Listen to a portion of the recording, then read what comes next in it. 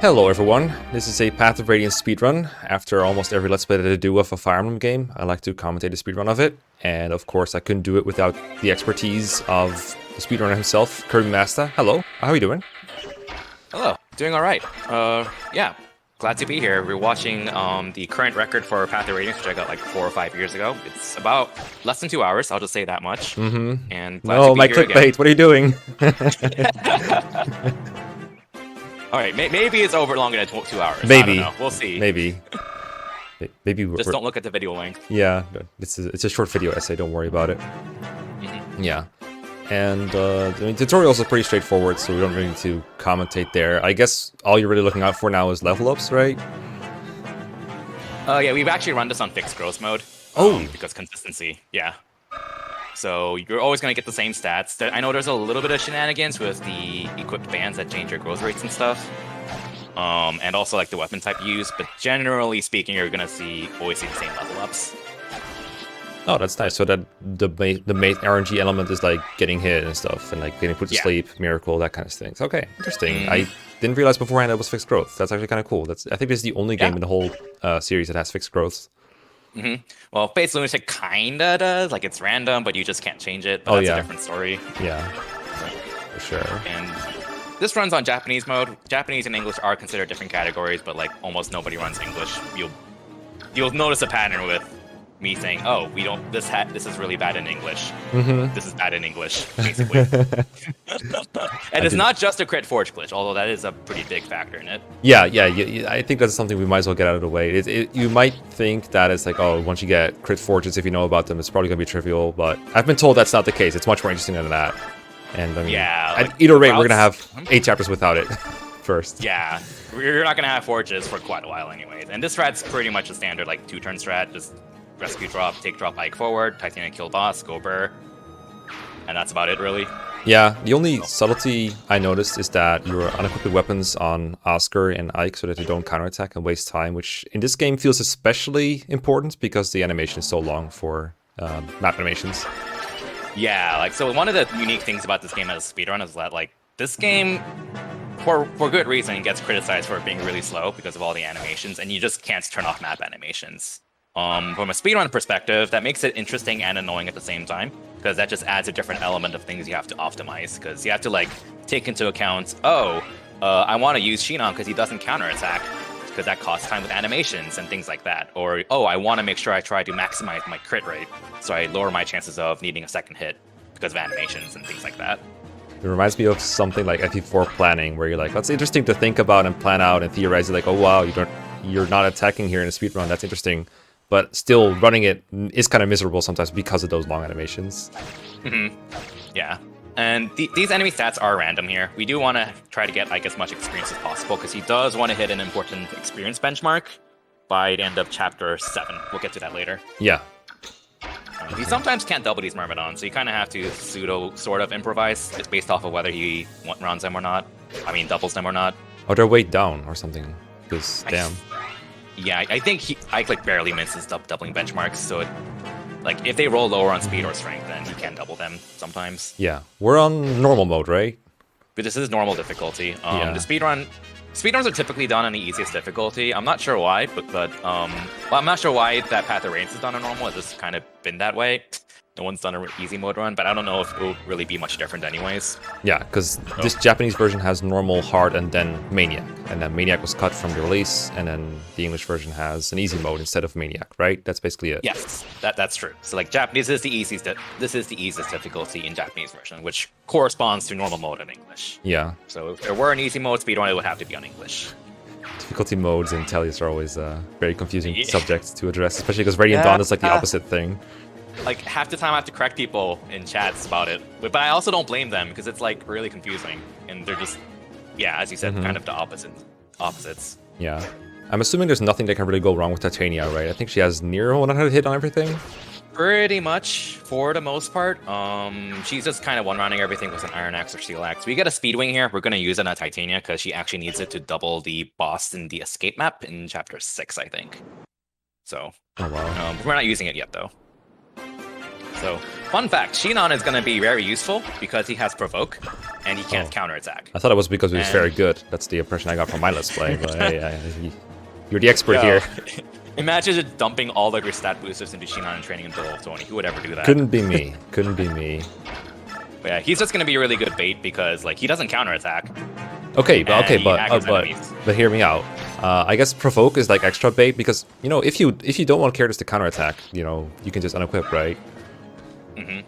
But I guess if you want units to attack on player phase, then unequipping them would be a very big hassle. Mm-hmm.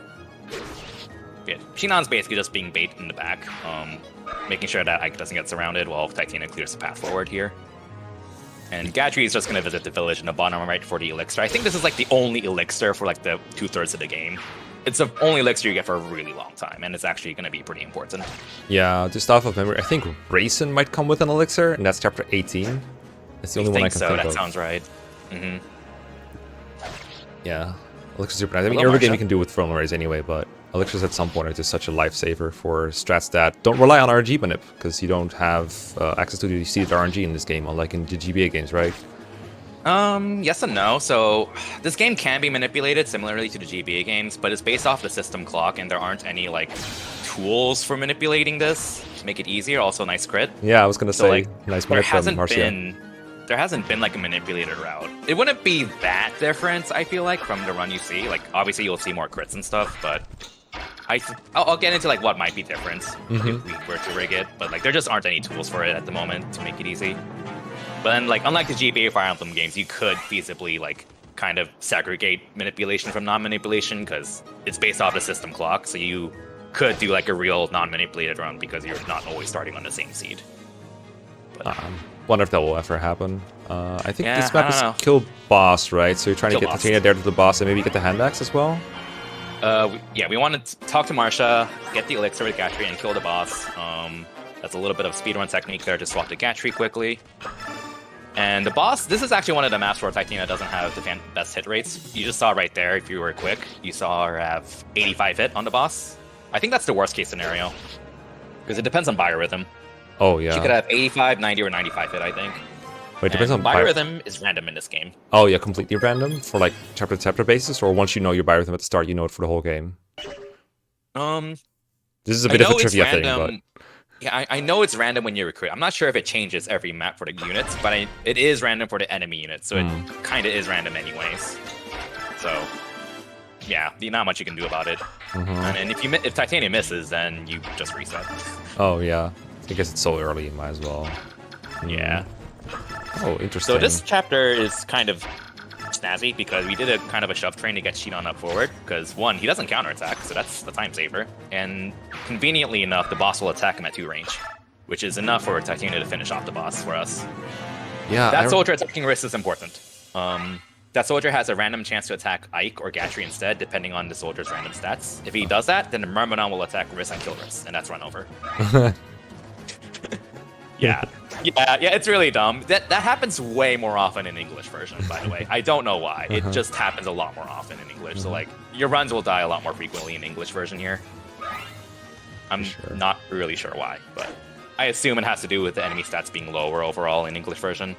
Probably a part of it. But this is also kill boss, right? So this is kill boss, and the boss is a javelin, so he's gonna walk up there, I assume, and hit Shinon. I kind of recognize this strat from a draft race. I think Raisins came up with it, where he was like, yeah, I'm gonna draft Riss so I can shove Shinon twice in this chapter. It's pretty nice, because like 1 turn in this map is a very long time. Because Tellius games. Yes, that's gonna be a pattern as well, for sure. Ideally, Shinon gets exactly 1 crit on the boss, because we really want Titania to get the boss kill for experience. And if Shinon doesn't crit, then Titania has to double attack him. It's way more important to get Shinon XP, man. Shinon got to get XP. He needs it way more. Alright, see ya. Is that a hammer? Steel axe. Right? Okay. So the one drawback of running Japanese is I can't read their weapon names, and unlike Raisins, I'm not very proficient at seeing the weapon icons or the way they look at the battlefield, so I just have to guess these kind of things. Yeah, and there's a lot of inventory management in Titania's inventory, because she can use both axes and javelins, and like I remember Typhoon Carter mentioning in a tier list review that like your 1 to 2 range options are really limited early on. They are. You get like a javelin, a short spear, and that's like basically it until like chapter 7, probably. I thought you get like one more hand axe from last chapter, and that's about it. Maybe? I think so. I don't remember. That one gets conserved a lot. That's what I know. Speaking of conserving, You don't get many. You don't get many one to two range yeah, options. that's the point. You don't want to just spam them whenever you can, especially because most of the enemies are one range, and especially the last couple chapters were boss kills. So like, why use your one turn range there? And here, you just don't want to use anything. Because the defense chapters are like the most complicated chapters to route in a speedrun, because like there's no way to end these quickly. So your goal is to optimize like how can I waste as little time as possible in these defend maps, especially with animations being considered. And we also don't want to like try to take advantage of defend chapters to like get experience, because experience is slow and attacking is slow. So what we're doing is we're having Shinon use provoke unequipped to lure these archers up the front. I think this is a Gwimpage strat. And then Shinon's just gonna run away soon, I think. Turn after this, I guess. Yeah, because you need to not give the archers space to attack someone else afterwards. So I guess they have to be surrounded before they can. You're allowed to stop attacking Shinon. I think the chapter's only like 6 turns total, so not a whole lot of time gained, I guess, through it, but it's time. And there we go, best wall in the game right here. Yeah, I love this. I think I never memorized these kind of strats for draft races, or I never bothered memorizing this one for a draft race, but I know this is technically the fastest way to clear it in a draft race too, because almost everyone is free here anyway. Draft race might be a little different because you may want to like focus on training up Ike, I suppose, but at the same time you have Bexp, so yeah, I think the really faster necessary. way. Yeah, I didn't time like Bex being an extra level versus having extra kill things, but I think it's faster to experiment. I think maybe if you had like if you're relying on Oscar a lot, maybe training him here is the right play. That's the only thing I can think of, or Boyd, I guess, but potentially. I don't think anyone does Boyd or Oscar carrying draft races anymore due to the way the picks work out. Well, that was a fast defend map. Yeah, again, 6 turns, nice. It's this game does have a couple defend maps, but they're all kind of fast in a way. Most of them are fast. Yes. Most. Shout out to Seren's Forest. We don't talk about that. We don't talk about Seren's Forest. Hey, this is I appreciate that the enemies just don't move at all when you're in the trees, when you're just sneaking through, even if you're like at the very edge of them. It's just so much faster because like you literally don't even see an enemy face if they haven't seen you yet, so you just take 3 or 4 turns sneaking Titania around. So nice. You're carrying Ike, right? Because you just got to escape. Yep. It's basically Steve's Ike has map. to escape. Yeah. And everyone else is just chilling out of range of everyone else. So this is the boss where Titania needs a speed wing. I already used it in the chapter where we shoved Shinon. I think that's chapter 4. Yeah, I think it was chapter 4. So Titania can now double attack this boss. She couldn't before. Is there ever an issue where she can't double people without while she's holding Ike? Never an issue, I think. Okay. Early game enemies just suck because they have like no strength and no speed, so they yeah. get doubled by everything. I do think this game's soldiers are a bit more of a annoyance than in other games because they have some semblance of stats. I feel like they're more like fighters with lances. Yeah. Yeah, because like they're not really lolgers from the GB Fire Emblems. They are actually pretty bulky in this game. So like if you try to use a sword user on them, then you're gonna struggle. Ike has a miserable time against them. Oh, you no didn't enemy phase the boss. I guess because do stationary soldiers next to him have javelins, so they would attack you? Yes, I believe they have 2 range. And also like if you get player phase the boss, you might have a chance to crit him, which saves animations. Oh, true. You have a chance to crit? Yeah. 5%. Yeah. You'd also get attacked by that mage next to Titania and stuff like that. Yeah, there's no reason to do that. I like it. Alright, goodbye. Yeah, so avoid combat as much as possible. I think she exactly one-on-ed him. Does she have base strength? Yeah. I know she got 1 level up. I don't remember if she got strength or not in fixed growths, but yeah, it's a very close kill there. Yeah. Oh, I did forget for a moment that it was fixed growth, so I guess that was not, one of those moments where it's like, oh, I didn't reach the benchmark by reset. Like that should never realistically be an issue. Okay. This map and the next map are what I like to consider the longest portions of their run because I think they're like 15 minutes total. Yeah, I was gonna say this is probably the longest map in the game, basically. Yeah, this one and the map after this are among the longest. So we're trying to move Oscar to cross the trigger point to spawn Shinon and Gashri as soon as possible, so they can start cleaning out the enemies in the upper left corner because this is a route map. We have to kill every last one of them. And you can kind of guess what we're gonna do. Titania kills almost everything. Ike, Oscar, and Boyd, the scrub squad, kind of just clear out the right area, kind of, and Mia does something. Maybe. Yeah. Route maps, I think, are some of the most interesting maps for speedruns to route. Again, there's obviously a massive amount of tedium to them because, you know, you have to kill every last one of them and it takes a while. But at the very least, a lot of units that don't really see a lot of actions when you have like a kill boss or a seize map get to do something. And yeah, usually that's the case. Yeah. So they're always fun to like see the strat and route, but not as interesting to actually execute usually. Yeah, having to wait for all these is quite something. But if you play Path of Radiance, it's something you're gonna have to get used to. I do like your idea. I don't know if it was your idea. I do like the idea of having Oscar get the trigger point, because when I move into Titania around, I always have the dilemma of like, do I go upwards through that little corridor where the 2 Armor Knights are on the left side of the screen to trigger Shinon and Gatri because I want their help as soon as possible? Or do I move more leftwards to kill more enemies, and then having Oscar do the trigger instead is a much better idea. I did mention earlier. Oh, nice crit. Yeah. So Ike does need to hit level 4 with 40 experience by the end of this map. So you kind of have to keep an eye on his experience from the previous maps and try to make it so you can kind of feed Ike these kills. I'll get into why we need that benchmark, but basically bonus experience is very tight later on. So I guess sometimes he has to like see maybe an extra bit of combat to get there. Yeah, occasionally if you're not keeping a close eye on it. Usually you can just kind of just do the fastest thing, but it is something to be wary of. So 1 range, this mage, because everything near Titania has 1 range anyways. So yeah, I've also noticed that even if you have 2 range equipped, she doesn't always one round everything here. Particularly the Armor Knights are pretty tanky. Yeah, I think with the hand she doesn't get there. This is one of those maps where the Japanese version sucks, because enemy stats tend to be a little bit higher in Japanese than English version, and in the English version, Titania can sometimes barely reach 1-round KO benchmarks on these Armor Knights. In the Japanese version, you pretty much have no chance, so this chapter just takes a lot longer in Japanese than English, because the Armor Knight's attack animations just take forever, and you're just going to have to face a lot more of them, because Titania can't 1-round reliably. But again, nothing you can do about it. You just deal with it. Yeah. Is she using a hammer now? Or? Oh, she's using steel. Just steel axe. Yeah. Yeah, right there. 1 HP left. Yeah, unfortunate. That probably would have killed in English. Yeah, as bad as 2 times effective 2 times effective damage is with the hammer. You know, that was lucky though. Yeah, that's nice. That's 1 less animation. I suppose that adds up. How much is 1 like combat in this game? How long? Depends on the units. Oh no. I never timed it, but it depends on the unit. So, Shinon to the rescue. Shinon's also really good because his attack animations are really fast. So, in this upper left corner area, you want Shinon to clear phase as much as possible as opposed to Gatri, because Shinon just attacks more quickly. That is a very lucky crit though.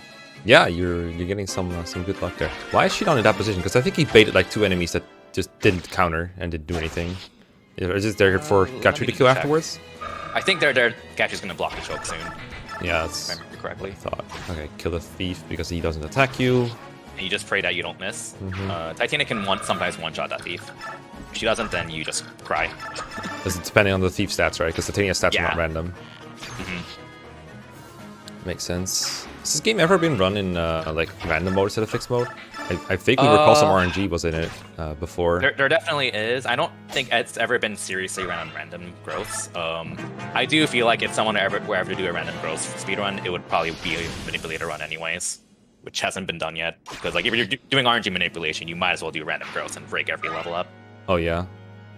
Get super broken stats on the actual carries. I could swear that I saw there was like some bit of campaigning going on for some kind of, I think, HDQ events, where it was like between FE9 and FE10, and one argument for running FE10 instead was that FE10 stats are more reliable because of the bonus experience mechanic. That's why I feel like I've seen like a random mode run. Maybe. It kind of goes both ways, because like Radiant Dawn's level ups in the speedrun at least are random, but like bonus experience typically patches that issue. Yeah. Path of Radiance's are always the same, so like in that sense Path of Radiance is more reliable. But true. Although I feel like, is there anything as egregious in Radiant Dawn as, you know, the miracle bosses in Path of Radiance? I can't think of anything. I guess nothing as bad as Miracle, off the top of my head. Like you could miss like the last boss. Oh yeah, I mean, because the last boss is really dodgy, no matter what difficulty. True.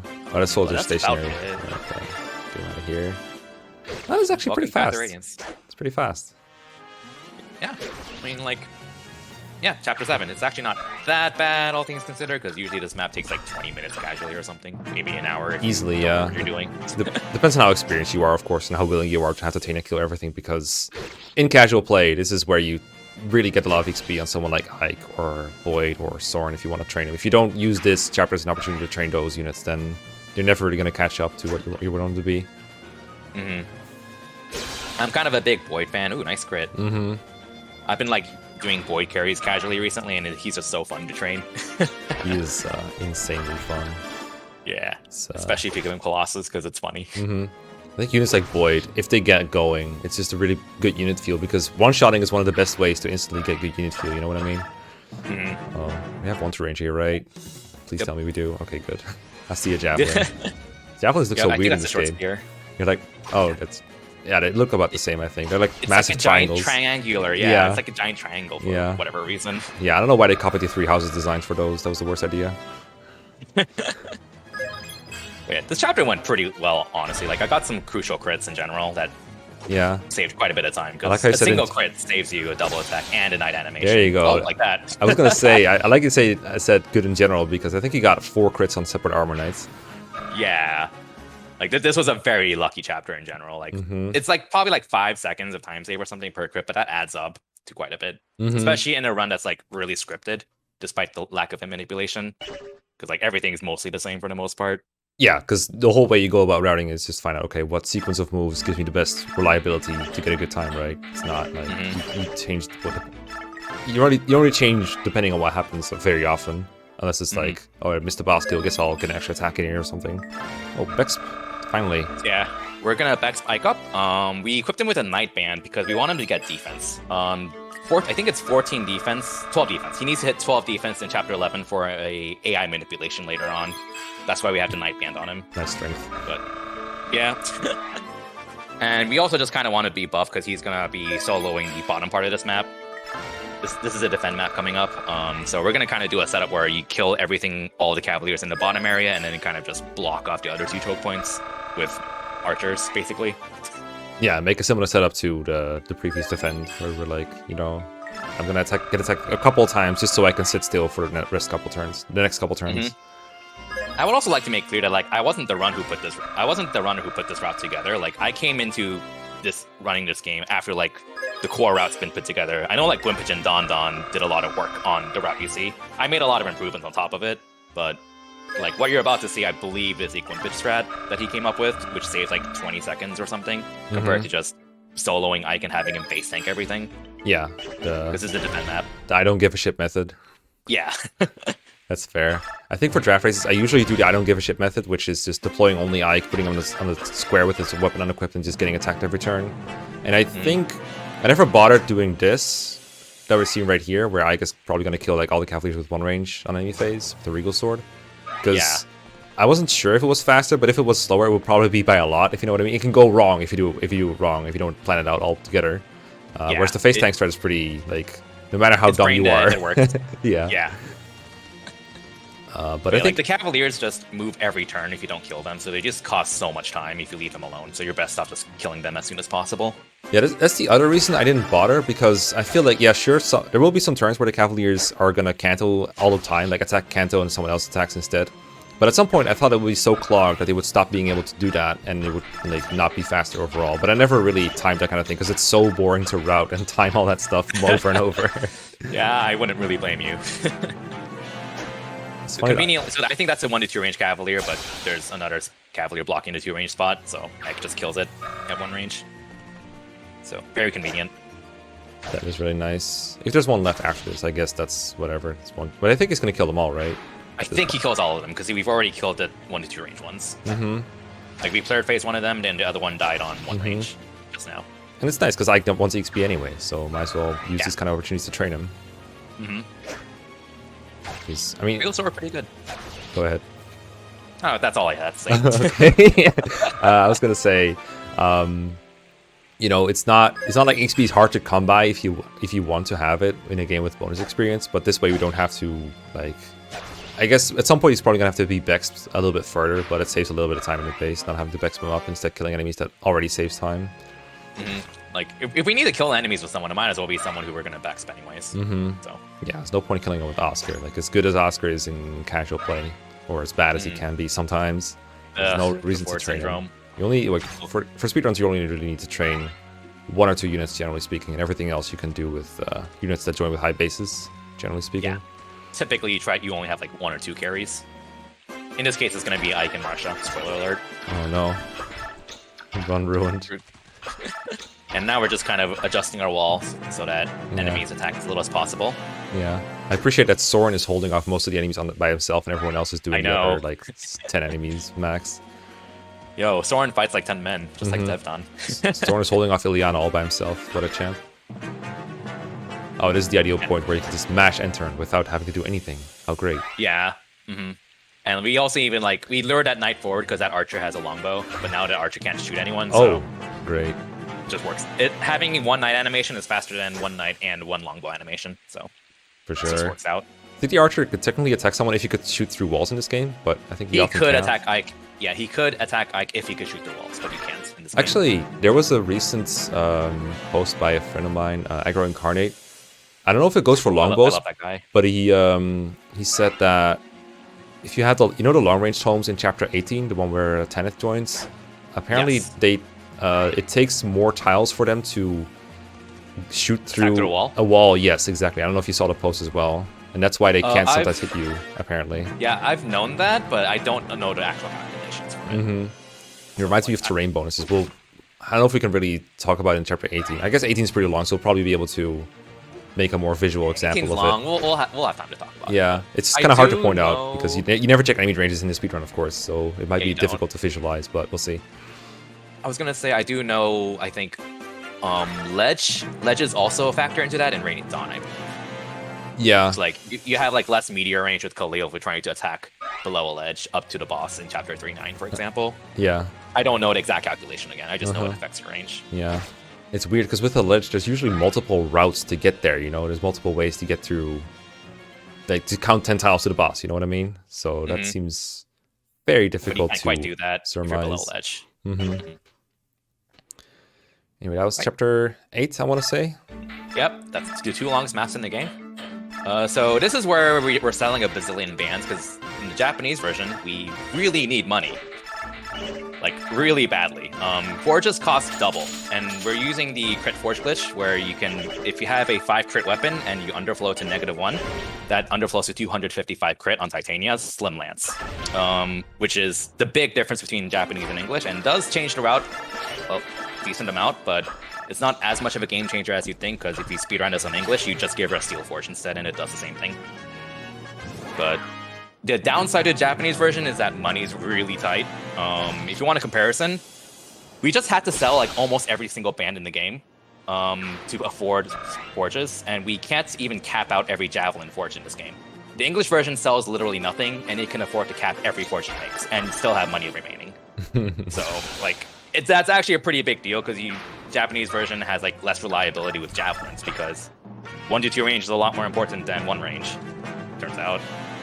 That being said, all these enemies have 1 range, so we're just gonna law crit them to death with my 255 crit Slim Forge. Yeah, I imagine it saves a lot of animation time as well, being able to kill an enemy in 1 hit instead of 2, not having to watch him counterattack sometimes. I think it's luck-based whether Titania can one-shot these. She's probably going to do 27 damage. Oh, 24. Yeah. Roll higher defense.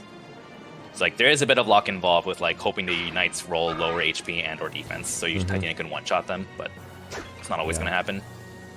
Yeah, since we just sold the bans, this is like my last chance to bring this up real quick, but if you don't recognize the bans from your copy, it's because it's a New Game Plus feature. They only show up if you've cleared the game once already, and the same goes for the fixed mode. Yep. And that is true. They're basically mini growth boosters, kind of like the Aphis drops and the Metis tomes from the GBA games, except they're only like for 2 stats, or sometimes 1 stat, 5% to 2 stats, or 10% to 1 stat. And they don't change a whole lot. They're more like, what's it called, placebo than anything else, but every little bit helps when you're running over and over. And in Knight's case, he has a Knight band, which is plus 5% strength, plus 5% defense, which in fixed growth mode does matter, because it helps Ike hit 12 defense 1 level earlier, I think, which will be relevant in 2 maps from now.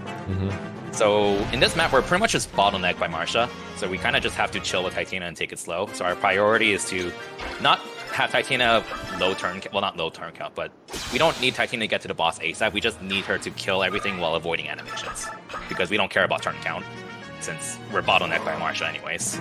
Yeah, as long as she gets the enemies out of the way sufficiently for Marcia to carry Ike to the throne without causing issues for either of them, right? It's like we're specifically keeping Titania out of range of the mages, because we don't need to kill them. We don't want to see their magic animations. And they're stationary, so who cares? Yep. Unlike the knight who killed Mist, he was not stationary. With Mist. Oh yeah, I remember that. Rest Sad in peace, moment. Mist. There was This boss is actually scary. Yeah, I was gonna say, this guy's weird, isn't he? He has like counter plus Night Killer or something? Yeah, so according to my notes, he has a 6% chance to activate counter and roughly 50-50 to hit Titania with a Night Killer. I believe the benchmark for Titania to tank it is at least 34 HP. So... Oh yeah, so she got hit a couple times and now she could have died. Usually, yeah, if she's at 33 or lower and he activates counter plus hits her, she dies. Which usually will have, like, she is almost always going to be like 33 or lower. I just got lucky and she dodged enough. But like, even if he's at 33 or lower, you just go for it anyways because it's a lot faster than the alternative. And if she dies, then you reset. What is the alternative? You chip him with at 2 range, I think, and then you finish him off with the Slim Forge. Because you just have to do like 1 damage to him before the Slim Forge one-shots. And he can't counter it if he dies. Yeah. But it's also a lot slower because of extra animations. Yeah. Most enemies don't counter if they die. Yeah. Generally speaking. He's got 20k, but you know, we're not using it. We're just going straight into the next chapter. Yeah, we're gonna use it later, but yeah. So we're doing the prison break. We're hiring bulk because thieves. Hooray, I guess, maybe. Yeah. I'm assuming stealth here. We're doing stealth Yes. because you gotta. It's pretty fast if you're not bothering with the side objectives. And you get a lot of Vex. I think it's 1100. I feel like stealth is a lot faster than fighting here. A lot of people just bung out this chapter and just kill everything. I think I've always done stealth, or almost always. I think I did. Stealth is pretty worth it, honestly. Like, you get so much It's Vex so out of nice. it. Like, if you want to use units that are like underleveled at all, like this Vex is godlike. Whereas the units that will kill things in this chapter are, I mean, they're gonna be pretty good usually. Like they have to be able to fight stuff because the enemies that actually do show up if you trigger these soldiers are, I mean, they're just FE9 enemies, of course, but they're no joke. Like they're in large groups. Like, they're not easy either, yeah. So I think, like, if there was a manipulator run, I mean, I haven't, like, tried it or anything, but I theorize that a manipulator run would probably kill the boss for your Master Seal, and then Master Seal Marcia at, like, level 10, because you don't need her to be level 20 if you're rigging every level up. I don't know if that would be faster, I'm just theory crafting, but that's one potential big difference with a rigged run versus a non-rigged run. It makes sense. And, like, again, if you attack the boss, you don't break perfect stealth, so you can still perfect stealth. Yeah, because you would have to one-round the boss then. Yeah. You don't have to one-round him, but I think everyone in the boss room doesn't trigger the guards, basically. Yeah, no, I think that's true. I'm just saying you one-round the boss because otherwise it gets more of a time waste, I guess. Yeah, you don't have to one-round to not break stealth. For sure. Good to clear it up. So, usual, just pump everything into Marcia. Nice, plus 7 HP. And now we're forging a Slim Forge for Marcia with maximum hit, maximum crit. Right, best part of the run here. I find it amusing that you're forging hit onto a Slim Lance of all things. Yeah, we actually need it pretty badly. So yeah, we just got a lot of effects. We're just gonna pump it all into Marcia. She has a Night Band now, which we mentioned before is plus 5% strength, plus 5% defense growth. In fixed growth mode, that probably adds up to like 1 extra defense, which does matter because Marcia's defense is, it's not bad, but it's enough to get by. But like, it can be an issue late game for her survival. So we kind of need every bit of defense she can get. And we actually gave the Pegasus Band to Ike because we want him to get as much resistance as possible for later maps to avoid sleep staff bishops. So we're gonna see this. We're literally just gonna pump Marcia up to level 21 and promote her like this. Yeah, I did this for I recorded like a little bit of a ghetto LTC run for the tier list review that I did with Typhoon Carter. And I think I did almost this exact same thing, and this is what made me think, well, Marcia is basically like a floor runner that's almost guaranteed to be good. Because I was also playing fixed growth, and I was like, wow, if you do like, it sounds stupid, like, oh my god, if I pump all my resources into one unit, they become really, really good. But it's such an, like, when you do actually use it, you realize, well, why would I play the game in any other way if I want it to be as painless of an experience as possible? It's so satisfying to have Marcia clear everything once in a while. Of course. Yeah, and like her growths are still really good too overall. Like her bulk is like just okay, but it's still enough to solo the entire game, and she's pretty dodgy too. Yeah, Path of Radiance unit stats feel like better versions of the GBA characters in almost every way when it comes to stats. They just Pretty much have better strength, better speed, better bulk most of the time too. And Marcia, especially when she's like ahead of the enemy curve like this, just becomes nearly invincible. It's insane. She is basically invincible, yeah. Like, yeah, 11. She has 11 defense right now, but like, which doesn't sound amazing, but like at this point in the game, that's still solid. I think Gatry starts with like 14 defense, I think, and Marcia's like going to be as tanky as Gatry physically, while having double mobility and flight and everything else basically. Yeah, and flight in a way is its own durability booster because you can position yourself over terrain to really pick your fights against enemies, stuff like that. Yeah. And I guess there's the arrow weakness, but that's also going to get solved so fast in this game that it's not even like a worry. Plus, on like double effectiveness anyway. Plus, she can dodge. She's fine. Good promo bonus. Trying to remember why we Bex per here. There's probably some strength benchmark we're trying to hit. Oh no, we're Bex being Ike now. Yeah, to max him out, I assume. Well, not to max, but to get him to 12 defense. I've mentioned this a few times. If you look at the Bex, I have 20 left. It's really tight. We want him to hit level 17 with as much of the Night Band as possible to hit 12 defense. And that's not because it's like an important benchmark for survival. That's because in this map, there is a Cavalier that will... If Ike has lower than 12 defense, the Cavalier will sometimes block your way and kill your run. Oh, wow. Yeah. Yeah, so 12 defense guarantees that this Cavalier will not block you. And this is an arrive map, and if you get blocked, you're just screwed. Yeah. So. And here I assume the same, the enemy detection doesn't see anyone, so they just don't move towards you. Yeah, they can't attack anyone. See, this is where that's going to come into play, the Cavalier that's about to attack us, because we're kind of surrounded. We kind of want to avoid killing as much as possible because it's slow, but we also want to make sure we have a path clear. I think the last Cavalier that attacks us is the one that can block you, if you're at 11 defense or lower. And there's no RNG involved in the movements of the enemies, right? Like, if you have these stats, the enemies will make these moves every time, assuming you're, like, assuming the hit and dodging is the same too. In this scenario, yes. Yeah. Because it's when you're playing Fire Emblem games without paying, like, without doing the same thing over and over, it might feel like the movements of these enemies are random, but they have some kind of algorithm to determine exactly how to move. Sometimes, for example, they take into account if they can get out of range of a dangerous unit on your side, for example, I think. Yeah, I think the one that just moved to the right, that's the one that will like move left if Ike's defense is a little lower sometimes. Probably because like maybe he sees that Ike's defense is high and he's like, well, this Ike is now really dangerous, so I really want to run away from him or whatever. I don't know. All I know is 12 defense guarantees it.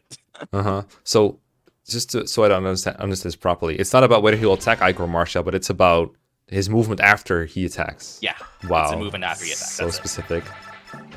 Yeah, like, because I think Gwimpage ran into this when he was running the game. He was like, sometimes that Cavalier just moves to the left. I don't know why. I'm like, I don't know why either. And I just kind of started noticing, like, that, like, if I got Ike to 12 defense, I just noticed it never happened, and I tested it more, and it never happens if he's at 12 defense. This map feels like, it's like a route map, but it feels like a sequence break when you clear it early, because there's supposed to be more Raven reinforcements to show up later. But I think you're going to route it before that happens, because you have Marcia. Yep, we're just gonna kill everything before anything spawns. There's no Wyvern girl that's gonna show up at all. Oh no. I was gonna ask, because I was wondering about Jill. Like, she's obviously not gonna be as good as Marcia when you already have all the resources in Marcia, but I was wondering if she's gonna have some kind of secondary role, but no. There's no role for her. She doesn't exist. She just never shows up. Yeah. She's in the last 2 maps and she never shows up. Very cool. Yeah. Marcia is, again, one-shotting everything with the 255 crit slim, but, like, again, if we ran on English without the glitch, you'd do the same thing with the Steel Forge. You just double attack everything instead and take longer. Is this our first Miracle guy coming up? Yes. So, I might have made this joke before, but I probably DM'd you or a few people being like, yeah, so I only know of 3 boss names in Path of Radiance, Seeker, Enna, and Hafed. Guess the pattern between them. So, yeah, Seeker having Miracle isn't that big of a deal because you'll just kill him with the second hit from the Slim Forge. But the problem is if he activates Corrosion, which is 14%. And that's really bad because our Forge uses are really, really tight in general. So, like, if he activates Corrosion on our Slim Forge, then he lose like 10 uses of it, and that's really bad. So that is sad. You can work around it, but it's just kind of a strict time loss. Also, we're selling more stuff because Japanese version. We need money. Yeah, well, at least you have the money. You don't have to do anything outrageous to get the money, I guess. Like, I don't remember you going out of your way to get some treasure. In our lap. Yeah. Yeah. Money kind of falls in our lap anyway, so it's not too big of a deal, but yeah. So we're back to Marcia right now because for 2 reasons. One, she needs to hit a strength benchmark, which allows her to one-shot Myrmidons in this map with the Javelin. I think it's 20 strength, I think. Might be 19. It's probably 20, since I'm XPing her more right now. The other reason is so she gets as much skill as possible for the boss coming up in the map after this. It's the Berserker boss where Makalov is. Marcia... Once Marcia gets 20 skill or 21 skill, she has perfect hit on him, unless you have bad biorhythm and he's at good bio. Oh no. So it pretty much makes it a guarantee, unless you have the worst case scenario with biorhythm. Yeah. In which case, it just wasn't meant to be next run. Yeah. I suppose. So this is probably one of the coolest maps in the speedrun, because like, you mentioned this on your stream, on your channel a few times, but like, this is a defend map that's kind of a route chapter at the same time, because you can end this chapter early if there are no more enemy units on the map and all the ravens are done spawning. Yeah. Eventually, there's going to be a point where ravens will start going after the treasure, but if all the treasure chests are open, they're just going to run away, which is fast. So our goal is kind of to have units like help out with like rescuing green units, making sure green units do as little as possible because they waste time, and also routing the map. So Les is actually going to help out a bit too. And we're going to do a shove train with Volk so he can get as much treasure as possible. Not because we need the treasure, but so the ravens will run away as soon as possible. I mean, I'm sure some of the treasure will come in handy. I know there's a lot of stat boosters, and you also mentioned There are some money's stat tight. boosters. So because it's already good to get these, and did you just smite to get? Oh, you shoved him twice. Never mind. I think Reese shoved him turn 1 as well for Astrid. It was like I missed. It was it was a wrist shove, Mordecai smite, I think. Yeah. That's to Astrid. Right? So yeah, Astrid and Gashi just kind of ran around to rescue 2 green units. Oscar too. So we had like 1 random green unit left running around, but that's the best we can do. And right now, Marcia's just using a 1d2 range javelin because 1d2 range is important. We can't use a slim forge, so we're just gonna have to kill everything with the javelin. Yeah, there's a lot of archers on this map. A couple of halberdiers too. I think a lot of the enemies on this chapter are stationary, at least for a lot of turns, so you don't have to worry about them. I know the boss, I think, is stationary until you attack him, so you don't have to worry about routing every enemy instantly. Yeah, and the mage at the top is also stationary. I forget who the archer is, but again, since like we're kind of bottlenecked in terms of turn count with like how early we can end this, so like our priority is not to route the map in as few turns as possible. Our priority is to minimize the animations we see. So like we're not going to enemy phase the mage because magic costs a lot of time, and that's going to be a general trend. You do not want to see magic animations. Yeah, but you do want to kill him on player phase, right? To skip the enemy phase at some point. Yeah, you do. We do want to player phase the mage, for example. We want to player phase whenever we can, but like obviously this is an enemy phase oriented game, so there's only so much you can player phase. And of course, you want to clear the way for Volk to get to the upper chest, I assume. I don't remember if Volk goes up, but probably. Yeah, either Volk or Titania has a Chesky. Chesky running around. Oh, okay. Yeah.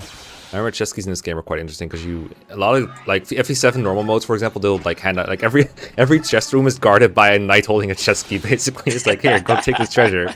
But in this game, there's only so many treasure chests, and I remember like kind of hoarding my cheskys like a pitfaller. Because I was like, well, what if I need a chesky later for getting to one of these chests? I believe you get like 2 sets of cheskys early on. You don't get any more for a while. Yeah, and they have 2 uses each, I believe. 2 uses each. So stingy. Sure. FE7 is like, here, have 5 use cheskys everywhere. They made a special chesky with 5 uses in that game, just for you. I think this positioning is kind of neat because it kind of forces some 2 range enemies to attack her at 1 range instead, because I believe the enemy 2 above her is stationary. So that works out nicely. Yeah, it's always kind of neat when that happens. I like to exploit that whenever I can too, especially when it's like increasing reliability because 1-2 range is sometimes kind of eh. This game it's fine most of the time, but sometimes it can be iffy. It's fine because you can forge them. Well, yeah, well you can't forge them yet, can you? Right? Because forges are limited for a while. Oh, we're using a forged javelin right now. Oh. Well, not now, but we were using a forged javelin earlier. Yeah. I guess I lost track. It's going faster than I expected this run, so I was like, oh, we probably don't have forged javelins yet. Plus, in FE10, you get those so late. You get them pretty late in FE10, yeah. Like I do know you get forged hand axes in 3/8, which is relatively late in Radiant Dawn. Yeah. I don't know about javelins, but you probably get forged javelins at the same time in Radiant Dawn. In this game, you get them kind of early-ish. Yeah. So. Yeah, Slim is available from the start along with like Iron, and I think Steel opens up a little later. And then here you obviously have javelins because otherwise you wouldn't be able to use them. Yeah. You didn't get Soul, did you?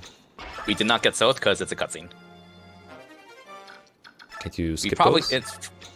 it's Soth's recruitment is like one of those cutscenes you can't skip. Oh, right. Yeah. A basic combo. Yeah, because there's a prompt in it. That's right. Same with Khalil and Largo. Although we do recruit Khalil in the speedrun. Yes. Because she's quite useful. Which I'm very happy with because I'm a big fan of Khalil. I'm also a big fan of Largo, but unfortunately, it's not the English version. Can't use him. So yeah, the English version does use Largo for Eat Rock, for those less familiar. But in the Japanese version, Khalil's used instead. Which is one minor difference between Japanese and English due to the crit forge glitch. Alright, 3 enemies left, 2 chests. Murder this Norse guy. Stationary sniper boss. Good idea, We're guys. just gonna try to one-shot everything we can, because animations. And take our time. Nice energy drop.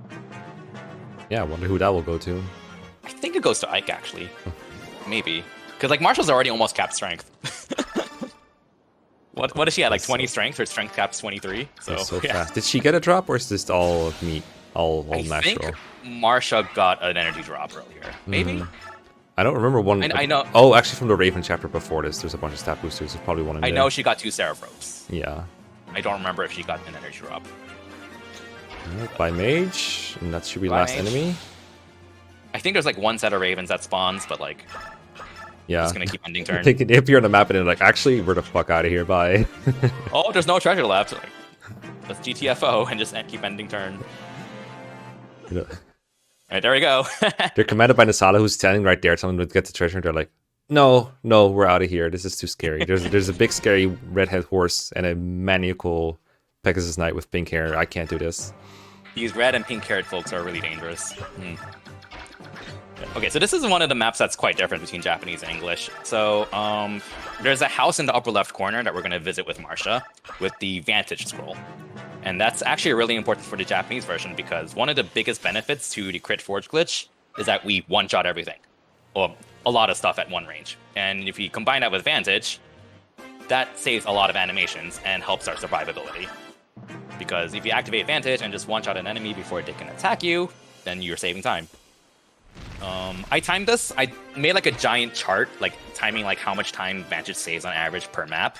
And that's the Vantage scroll right there. And like this Vantage saves like roughly 40 to 45 seconds on average, but it costs around 20 to 25 seconds to get and use. So it's like roughly a 20-second time save overall. And the English version doesn't get it for 2 reasons. Because one, Marcia can't kill the boss while carrying Ike in English because she can't crit him. This is the boss where we might have 95%. Oh, this is why you need away. to hit, because you're rescuing Ike, so you lose a lot of skill, right? Yeah, we lose some skill. We still have 100 hit unless our biorhythm sucks. Yeah. But yeah, so the English version doesn't benefit as much from Vantage because no Slim Forge, and also can't one-round to KO the boss without dropping Ike. So it just costs even more time to get. So it's not worth it in English. And that's like the big difference between Japanese and English version. Not the fact that that's like the biggest strat change, not the fact that you get to use a Slim Forge, but the Slim Forge allows us to give Marcia Vantage and save time. My brain feels so big right now, and I'm not even playing it. Alright, assuming Volk is here because he has to get the boots. Yep. Boots in the upper area. Thieves are guaranteed to find desert items in this game, thankfully. Unlike Radiant Dawn, where it's I think like 60% plus or minus biorhythm bonus. You don't sound salty at all, don't worry. Nope, not salty at all. The area where you can get the boots is, I've always found it so awkward in casual play, because there's a lot of like goos around that, I mean, they don't one-round Volk, but they do a lot of damage to him, and he's not great at fighting. It's always a little bit awkward, yeah. You didn't kill any Lagoos, did you? We killed none, so we're getting a Nice. Lagoos bonus. Really nice. So, That's we're getting a lot of XP. Yeah, I think if you play this casually, it's so hard to get max Bex here with like low turn counts, save all Lagoos. Like you get like an extra bonus for not killing any, which is so nice. It's a lot. I think it's like 800 or 900. But like, I think what I usually do casually to not kill any is like park a tanky unit with like no weapons and just get them surrounded by the Lagoos to the right. Yeah, And then you're fine usually, but it is a lot of effort. for sure. You do get a Lagoos guard, I think that's from Jill normally, which you don't have You here, do. which can help. Who's Gel? I don't know. Some noob with red hair. You already have one of those. Yeah. Lots of red hairs in this game. Alright, Ike is capped out. it's just good to cap him out, because if someone's at level 20, they can't get experience. If they don't get experience from combat, then you save time, because you don't see the experience bar. Mm-hmm. Because the game stops for a little bit to show it, right? How much is like half a second, 1 second? Probably like a third of a second each or something, but it adds up. That was close. I've never timed it. I just know it's faster. How do you even time 1/3 of a second? Frame advance, I guess. Just blink, Lamau. Yeah, not wrong. All right, Marcia has capped strength, capped speed, so that's cool already. I'm assuming you don't have enough to max her out, right? Do you? No, I think we hit like 17. I think. Good enough. Like at this point, every level that we get is just more for reliability for skill and defense. Because more skill means more hit, more crit, and we actually really want the crit, because crits mean faster animations. Yeah. Okay, seize map, so you know what's coming. I like that you didn't undeploy this time. I'm assuming there's no reinforcements here that can threaten these units, so it doesn't matter. We clear. There are reinforcements, but they don't show up because we clear it quickly enough. Well, yeah. I didn't forget those, but yes. So there's like a side objective in this map where we're having Titania carry Volk. That's an unfortunate miss, but can't be helped. Because we want to get the full guard, and the full guard's really important because good luck with the pitfalls map without the full guard. Yeah. Just good luck. Those high might ballistas are gonna do a number on you if you don't. Yeah, like I tried it like 20-ish times without the full guard, because like there is a way to do this without the full guard, of course. It saves like about a minute, but I have not cleared Great Bridge a single time without a full guard. Like ever. With the speedrun without the full guard. Like it's just practically impossible. You just kind of need it. Which is, again, if you did a rigged run, then you would absolutely skip it and then rig dodges. So that's one major route deviation if you did a manipulated run. Interesting. So those guys at the start, are they going to go right or left? I guess we'll see. Yeah, I guess we'll Vantage hype. Oh, yeah. Well, really hype. I forgot about that. Well, there goes time. Guys, Vantage costs time now. Yeah, it does cost time, actually. Put it back in the village, guys. It costs time. Like so if you Vantage activates but it doesn't do anything for you, you're losing time because of the little orange blip that costs a bit of time. So like it does actually lose us a bit of time in a few maps. So that's why I had to like carefully time the average time save with every map, or time loss with Vantage. On the plus side, the activation sound for Vantage and all the other skills in this game with map animations is so like, it's both old school GameCube, but also just really satisfying in its own way. It's like, it's so satisfying, and we're about to see Vantage kick in right here because most of the enemies that are about to attack Marcia are one range, and we have a Slim Forge to save animation time. So let's go. Yeah. Just watch the massacre. Well, outside of the ones that attack Ike. Well, yeah, but again, Sniper doesn't get countered, and then, yeah. Goodbye. Ike also doesn't counter. Goodbye. That is really sweet. It's just so satisfying. It's why I just like the Japanese speedrun a lot, because there's just something oddly satisfying about seeing Marcia kill everything with Vantage.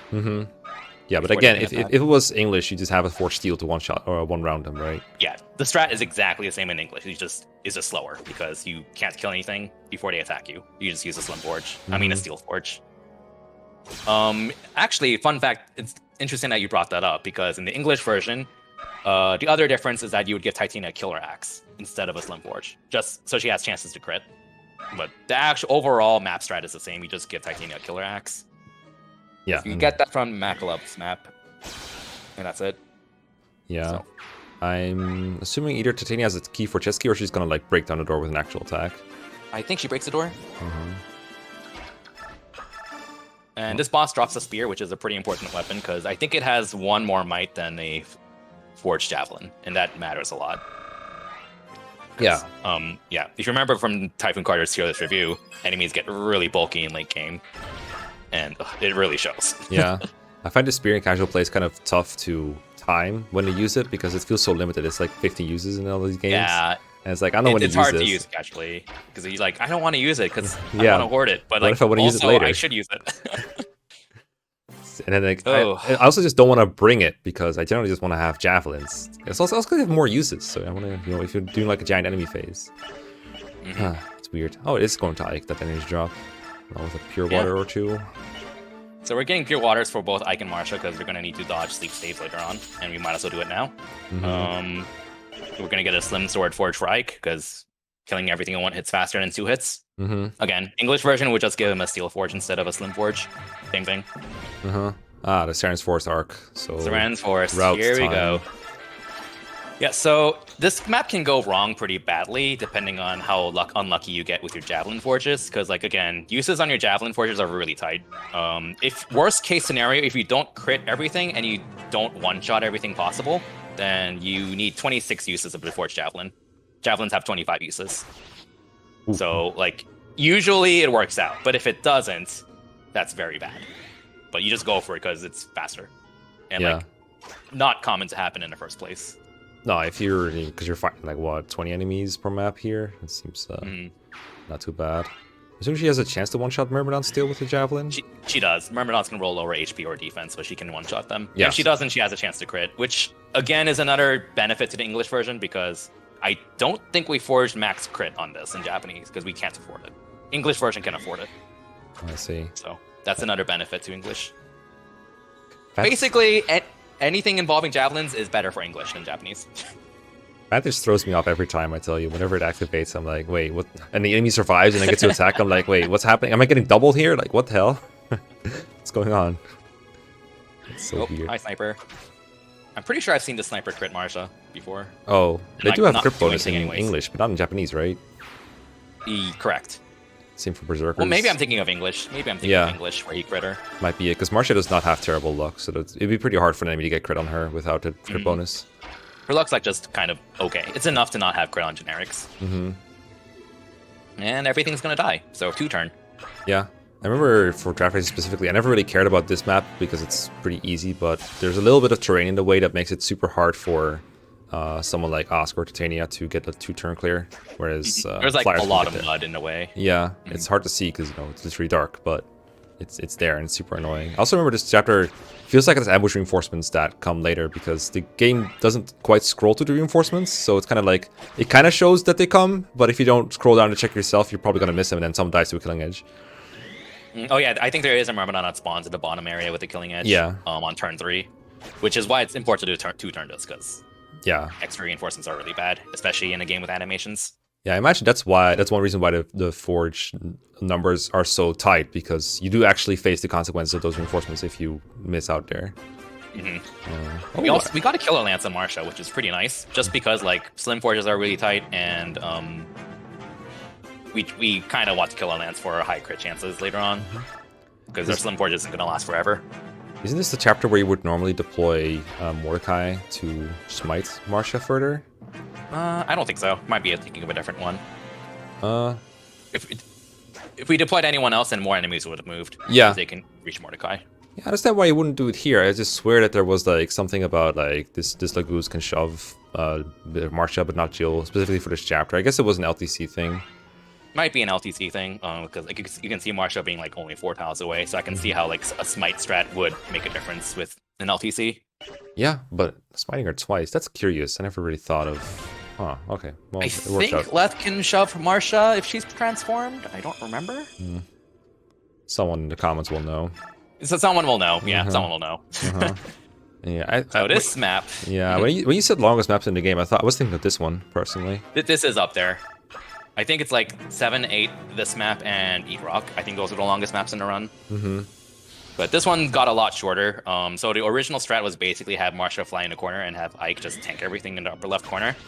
I'll take credit for this update that you're about to see, where we just go out of our way and kill every mage with Marcia, and that saves like 40 seconds. Which is a lot of time.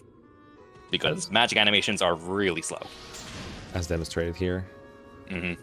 Are they slower? I remember I was arguing with this about Don, because in a very early draft race, I think I early picked Soren, and I realized, oh, the animation, and I used him for a little bit in the early game. I was like, wait, his animations are too slow. I'm gonna use someone else. Yeah, you definitely don't want to go Magic in a draft race. Magic is just so slow. It depends on the weapon type or the class more than the actual unit stats, right? Because I remember I think for FE3, units move at a slower speed if they're actually slower, but that's not in this game, right? I didn't know that actually because I've never played FE3. Very but yeah, weird. it's class-based and weapons-based. I remember... There we go. I think I saw a previous run of this, had Ike sit on a tile and then you were like praying for him not to get hit so he didn't have to fall or something. That was the. That is this. That is this. Yeah. So Ike's avoid sucks because he's carrying Leanne for story reasons. You kind of want him to dodge as much as possible. Worst case scenario, you have to elixir twice. But if he dodges enough, you can get away with elixiring only once. And again, elixirs cost time because of animations. Sure. So I kind of just have to keep an eye on like Ike's health, how many turns I have to survive, if I have to elixir, when's the most opportunity time to elixir if I have to. And that's why he has the pure water as well to mitigate damage from mages while Marcia cleans them up.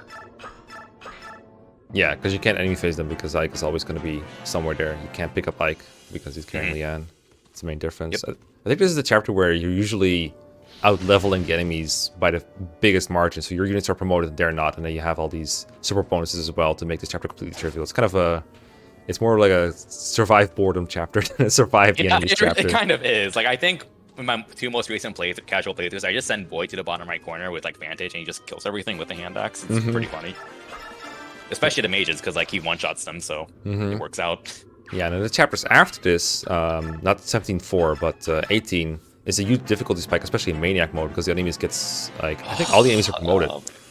Yeah, I think in I don't know if everyone's promoted in Maniac mode, but I do know, like, the next chapter, chapter 18, after Seren's Force in Maniac mode, is when Maniac mode starts spamming siege tomes, like, everywhere, and the sages have, like, a ridiculous magic stat in Maniac mode. They're gonna two-shot, like, everyone not named Briss. Yeah. It's a little ridiculous. That, and I think all the enemies have, the normal one-range enemies all have 1-2 range. They have like spears and javelins and tomahawks and shit like that. Yeah, I don't quite remember because I've only played it once, which was forever ago, and I don't know if I want to play it again. I don't think you play Maniac, right? Like, I know you've watched someone play it, but I don't know if you've seen someone else see it or do a 0% or something. Mine played Maniac on 0% once on a dare. Would not recommend. Oh god, the Tanith show. I'm toying with like I did that all games draft that I sometimes talk about. I might play that on Maniac just for funnies, but yeah, no, would not recommend Maniac mode to anyone looking for a good time. I do think Path of Radiance feels like a slow game when you watch it, but when I'm playing it, especially when I have like a stream chat or something, I don't really mind the slowness of it. It's just kind of fun to play. Regardless of the animations. I don't really mind it too much especially when I'm like streaming or watching a stream. But if you're playing like by yourself or like speedrunning it to a degree, then yeah, it's kind of like look at this right here. In a way, it makes the speedrun more satisfying because almost everything that makes it slow and casual play is minimized as much as you can. So you really don't see much of it. Like all we're seeing is one attack animation. Imagine if we didn't kill the mages early on, you'd see 2 more magic animations per turn. Oh god. Which adds up to a lot of time. Is that the 40-second improvements mostly? Or no mages? Okay. I mean, you could see other mages, but like they can't reach Ike anymore. Yeah, they're in line, but it's a long line. It's a really big time save. This is not a British queue. This is the real thing. Just a humble brag. That was my contribution. One of my biggest contributions to the speedrun. It's collaborative, and you're one of the collaborators. It's collaborative. Yeah. It's speedrunning and LT Sing as well as a collaborative effort. Turns out. Alright, but this is kill boss, right? This is kill big man. Kill funny Keno man. Kill Oliver, who has really, really beefy stats in Maniac mode for whatever reason. Kill Adept Halberdier? I did that in my RPG Limit Break run like 3 or 4 years ago because I wanted to get Adept for the Black Knight fight since that was a donation incentive at the time. Obviously, if you're doing a serious speedrun, don't because it costs a massive amount of time. But you just blitz Oliver and bop him. There you go. Goodbye. Been fun. Goodbye. I like that you don't, even if you get to see those annoying reinforcements or Tabarn or anything like that, just straight up kill the boss. Just 2 turn. Very satisfying. And we get an Nosferatu, I think, that we don't care about. Yeah, I imagine if Nosferatu was going to be used for anything, it would be more money. It does sell for a lot. I think light tomes are just really expensive in general in this game. Are. So if you don't have a beefed up wrist, or even if you do, you get a lot of value from just selling them anyways. You ever tried to forge a light tome? I do not recommend. Yeah, nothing can go wrong with that at all whatsoever. Nice 20k for max might. Alright, promoted Ike. Now you can get XP again. Boo. Or boo, however you want to see it. Both. So yeah, we're going to back Spike up a lot because we need him to hit some strength benchmarks to 2-shot Wyverns, I think, in because this map coming up is a longer route map. It's one of those like indoor maps you kind of have to zigzag through a long corridor. There aren't really any shortcuts. You just go through, kill everything, and just keep doing that. Yeah, it wouldn't be that different if it was a Seas map, honestly. Yeah, it really wouldn't. Getting to the end of it, Seize the Ravens. Also, if you saw how much money we had like 500 left. Oh, geez. Money is just really tight in Japanese. Like, I just like pointing that out because like a lot of people understandably go like, "Hey, money is not an issue in Path of Radiance," and that's true for English version. Japanese version, on the other hand, oof, you are really strapped for money. Yeah, and I mean, even if it wasn't, you know, for a run like this, you're always trying to maximize everything you have. So almost every resource will be tight unless it's so outrageously superfluous that you don't need it for anything. But in a game where you can forge, crit, and hit on things, there's probably always a way to run out of money if you try. Yeah. Especially casually when you like want weapons on everyone, as opposed to just Marcia and Ike. This is kind of a joke that Gwimpage makes a lot. He compares the speedrun of Path of Radiance to Binding Blade a lot, which is true, because he's like, okay, well, the speedrun for both games is basically train up your Lord, Ike or Roy, have your flyer carry Marcia or Shauna, and just have them carry the run, and then through mid-game, you have your dancer, Laylam or Raisin, do a single dance, and then you have your mid-game flyer, Milady or Tanith, just babysit your dancer. And that's basically a lot of the speedrun. And then in the last two maps, Ike and Roy get like a super OP sword. Yeah, a 1-to-range sword with, well, I wish it was infinite uses in Batting Blade, but it's not. It even gives bulk to them both. It's so similar. The Ragnar and Binding Blade are very similar weapons. Although I guess in this case, Titania is the one babysitting Raisin. Yeah, I mean, it could have been Tanith, but I guess you want Tanith to be unimpeded when she's fighting him. I think all we're going to do is have Tanith kill a few things nearby at the start, while Marcia just charges forward. So yeah. At this point, the run's been mostly like Titania, Marcia, and Roy. And not Roy, Ike. Same thing. Just, you put them both together, you get a Lear. Yeah, pretty much. I think this is the last map in the run where Titania does anything, combat-wise. Wow. She would have fell off, huh? She in the speedrun context, she sort of falls off in a sense. Tanith kind of takes over her role. Because flyer. Even casually, roughly around this point, maybe a little bit later, Titania kind of lacks the strength to one-run everything, I think. But enemies just get pretty bulky. Like, Titania, I don't want to say falls off, because, like, casually, because that's a little bit too negative. But, like, she also definitely kind of shows her... I don't know what you call it. She definitely falls behind, I guess, compared to other trained paladins at this point. Also, but she's still very good, though. Flyer's good. Yeah. So I like to point out that this run itself is very good. Like, I'm actually very happy with this run. The biggest time loss in this run is this map. Why? Because I believe Marcia got 0 javelin crits with advantage, which is like 15 to 20 seconds of time loss. Which matters on like the armor knights and stuff, because like you really want to get javelin crits on them because animations. And she had like 20-ish crit on them and like 5 chances, and she got none of them, like that. But like, if that's the worst thing that happened in a 2-hour run like this, where there's a lot of other minor stuff that can go wrong, this is a pretty good run. Like, I'm actually really happy with this run. For sure. So, especially with like a lot of the lucky crits I got in early game, so I can't really complain too much. Yeah, and in this chapter, there's no outrageous consequences for not getting a crit, right? It's not like the Shen's Forest earliest chapter, where if you don't get these crits, you get extra reinforcements or anything like that, right? Is it? Yeah, there's no like real penalty in terms of like strats. You just lose time. This is why I got to kill wyverns in one hit, I guess.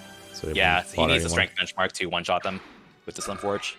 Makes sense. And again, he gets XP on a unit that wants the XP, because like you said, it's Tania's last one anyway, so there's no point in giving those wyverns to her. Is that the Wrath chest you just opened? That's Wrath, yeah. Yeah. Spoiler alert, Wrath resolve for Endgame. No. Spoiler alert, hi Shinon. No. Oh, reset. Go back. Bye, Shinon. Rest in peace, King. One last thing to note, Tanith and Titania, I think I'm moving them into specific tiles to block reinforcements. Because there are reinforcements that will spawn near your starting point, but if you move them into the correct tiles, then they won't spawn. Oh, wow. I didn't know you can block like that in this game. Yeah, you can block them. Oh. There's like 3 of them, but like if you block like 1 or 2 of them, then none of them show up. I don't remember why, but don't ask. It works, okay? It works. We take those. They're in groups. Interesting. Not my strat. It feels like, but obviously it's not the case, but it feels like the reinforcements in this game are mostly walk-on reinforcements, because you usually see them walk on the server, but come to think of it, those guys just kind of warp on the map, like they kind of just appear on the stairways or nearby. Yeah. I think like some Radiant Dawn spawns like warp in, but like if you block their tile, they warp to like an adjacent tile anyways. I could be wrong. Yeah. But yeah, it's kind of just rare in general to like block reinforcements in Telly's games as a whole. Mm-hmm. Did you see? I think it was a Zoran video in chapter 10. The ninja reinforcements getting relocated. You see that? In which game? Conquest. Sorry. Conquest 10? Yeah. I don't think I've seen that. Okay, I'm not gonna spoil what it does for you, but if you've seen the video and you hear Zoran go wee, then you probably know what I mean. It's so good. I'll have to look for it. I'll have to DM it to He has like 15,000 chapter 10 videos, but they're all worth watching. So I don't even know which one to tell you to watch. Conquest 10 pretty fun. Goodbye. And I think there's some ravens in the upper left still. Yeah, so we're gonna try to prioritize killing ravens that will not transform, because like, again, we do kind of care about turn count, kind of. Yeah. So, and if they don't transform, then they're not gonna die in enemy phase. So, yeah, that's what I usually try to do here too. I think you don't get an EXP penalty in this game for killing untransformed. I don't remember. I do know you get an EXP penalty in Radiant Dawn. I don't remember in this game. There's a lot of things like you that. use the Slim Forge. In the English version, we would use the Killer Lance and just hope you get crits. Like, that's kind of the theme. It's like, oh, in terms of like the weapon usage, if you wanted the English speedrun, it's basically replace the Slim Forge with either a Steel Forge or a killer weapon and just hope you crit. But the overall strat's the same. Like, this strat is exactly the same in English and Japanese. You just use different weapons. Alright, that guy was obviously not transformed, yeah. Yeah, one of those ravens will not transform, I think, so we kill the one that's not going to transform, and the other one will die in enemy phase. And that's map over. Yeah, again, I guess a good case of like where it's really important to know which one is which, because and they always move in the same spaces as long as your stats are the same, which they always are because of fixed mode. Well, your stats are the same, enemy stats aren't, but I don't think it matters in this case. No, it have to be a very weird deviation, I guess. I think I say this all the time when I stream speedruns of this game, but this is one of my favorite maps.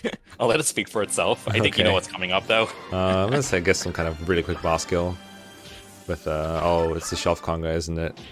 Yep. I love shelf congas. Choo-choo. Yeah, gotta make sure you do the right order, because if you shove someone else first and then Gatry, he's not gonna be able to reach. Poor guy. Yeah, you actually have to be a little careful with how you order your shove chains. Even I getting in on the shove action. Yep. I like that unmodded units can contribute like this. It's really funny. Yeah, no, it's great. I love the shove mechanic. This boss can go wrong, because, let me read my notes. Tiny chance of failure. Marcia has to be on bad bio, and boss has to be in good biorhythm, and then you have to miss a 95 displayed hit. But you're kind of noticing a pattern. If you're on bad bio and the boss is a good bio, you have 95 hit. But otherwise, you have 100% hit, so you're good. Is this a javelin, or did you whip out the spear yet? I think it's a forged javelin. Okay. The spear is used for, like, eat rock, I think, because enemies are really, really tanky there. Good old tigers. And we didn't promote Volk. Wyverns, stuff like that. Skip the Volk promotion because it's slow. It's very slow. Hey, it's one Khalil. of my favorite characters. I love Khalil so much. I just love her design. Like, she's just really sassy and pretty. And I also just like her as a unit.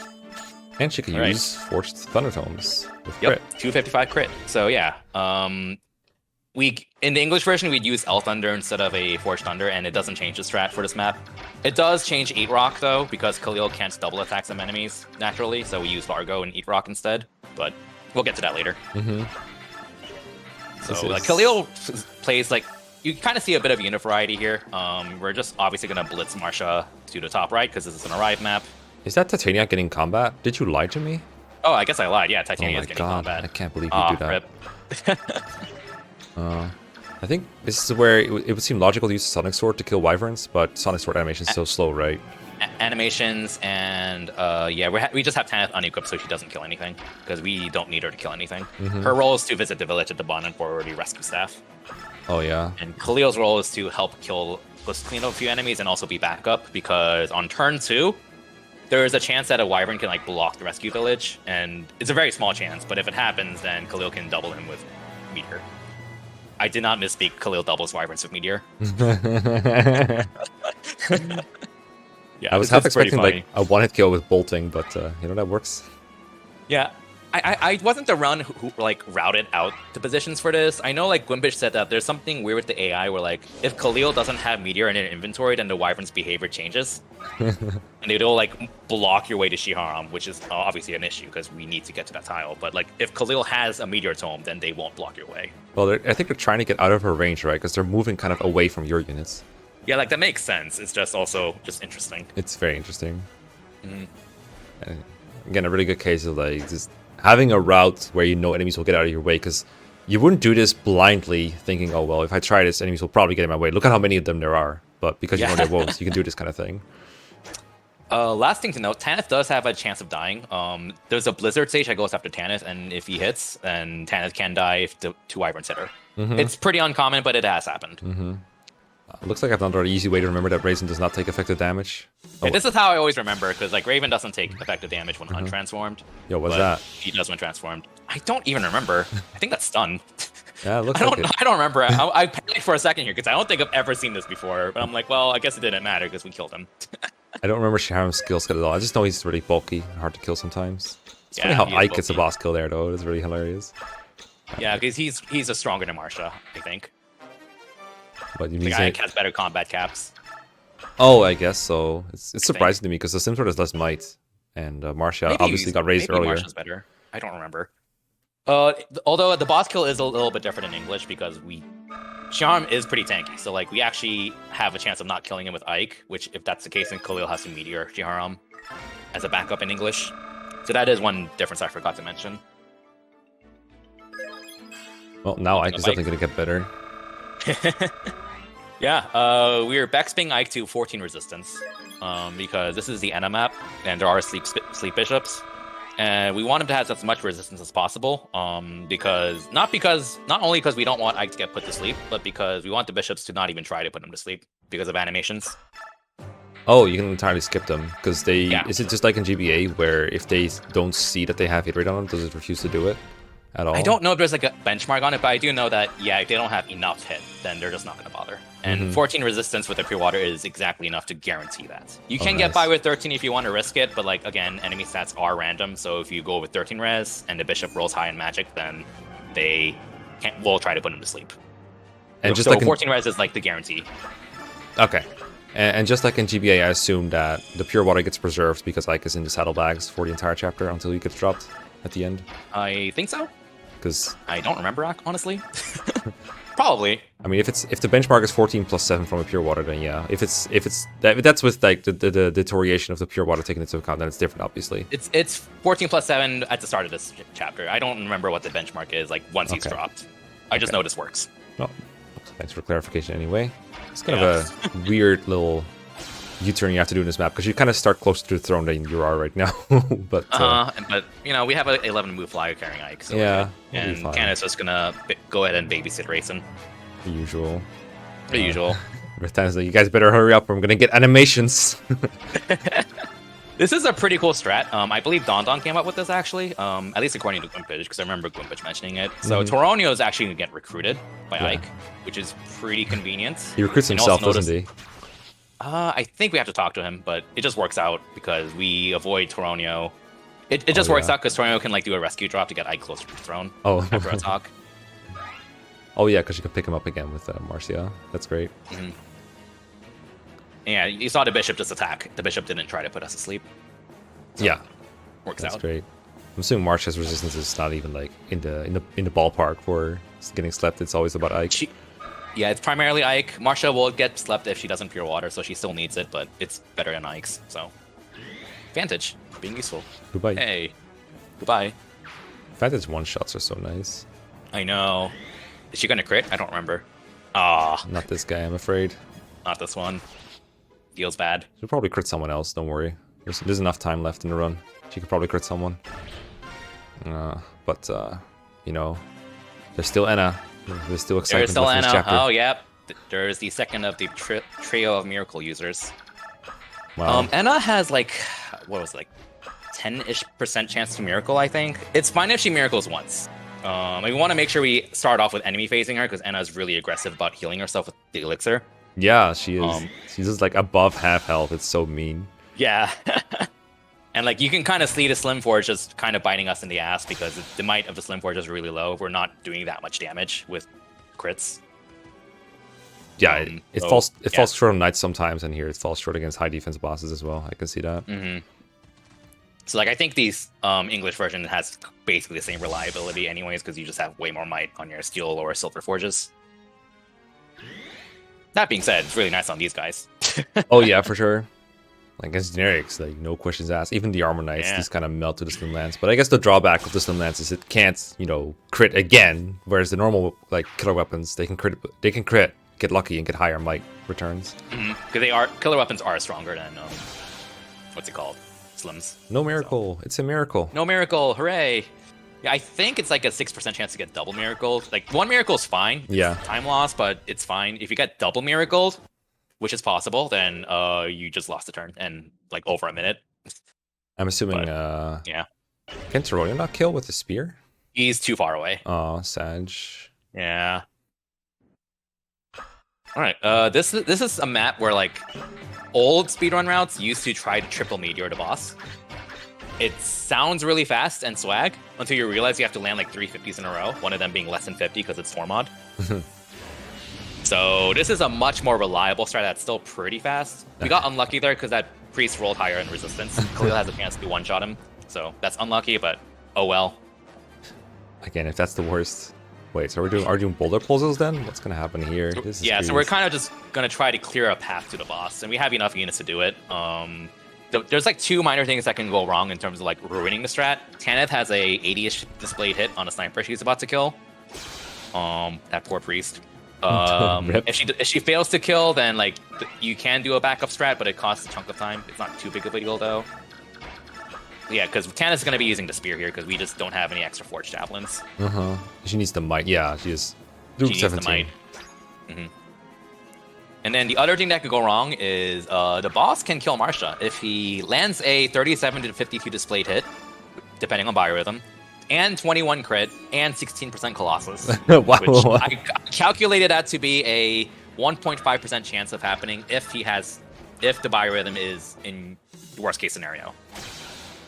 So that's funny. I've seen a Colossus before, but I've never actually died to him. So he starts this like little Colossus spin or whatever their warriors do when they're like about to attack, and you're like, oh no, please don't crit.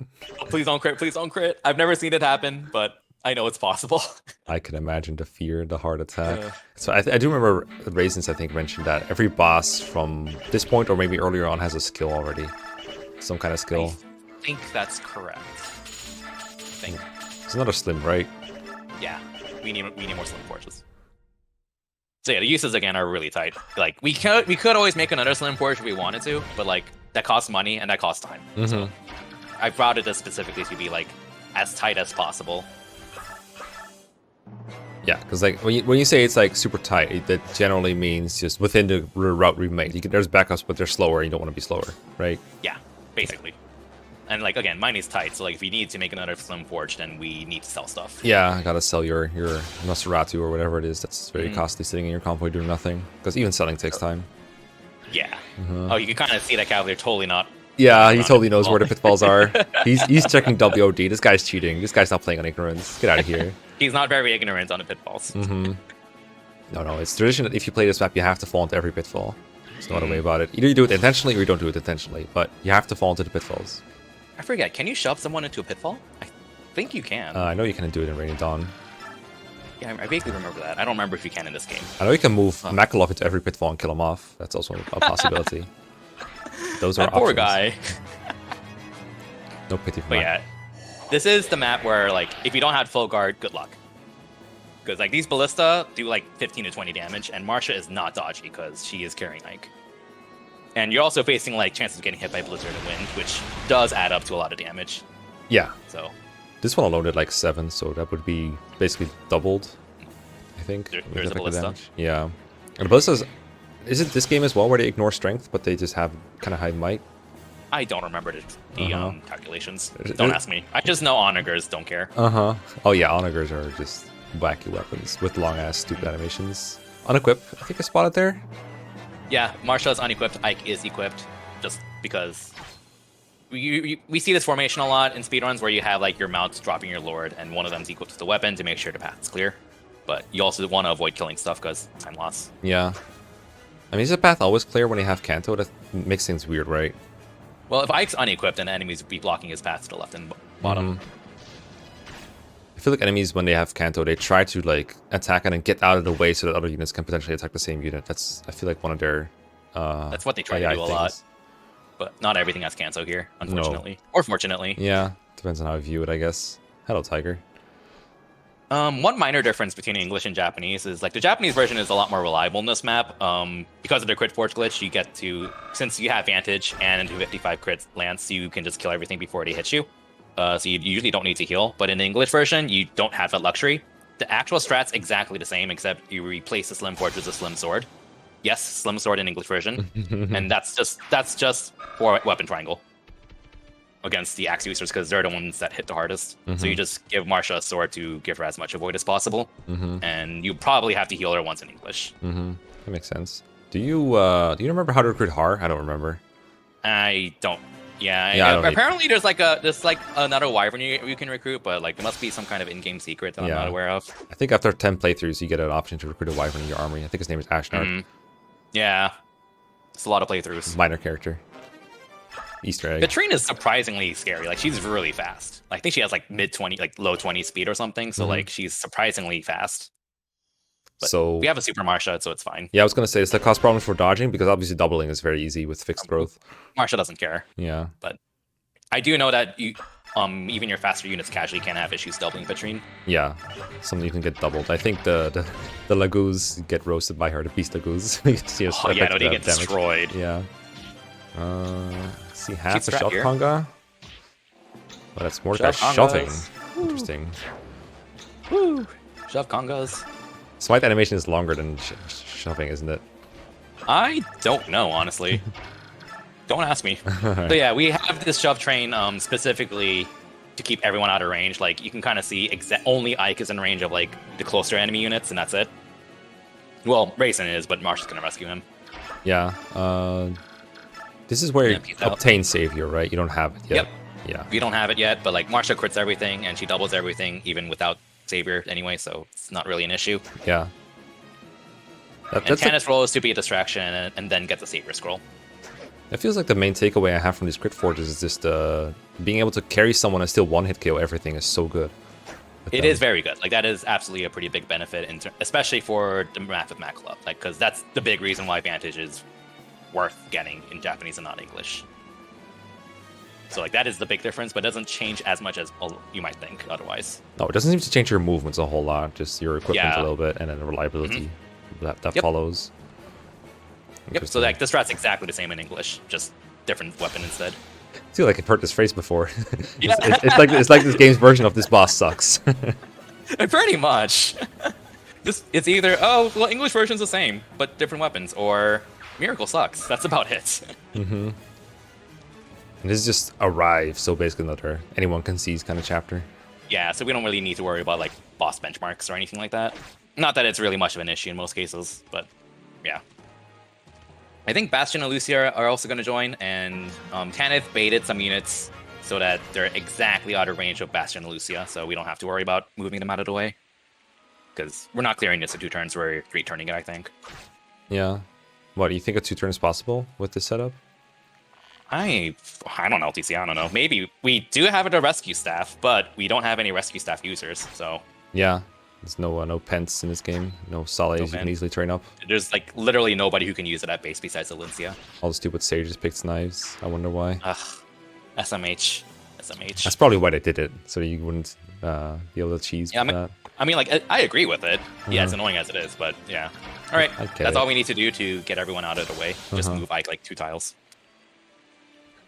Everyone get out of the way. Like, all right, it's done.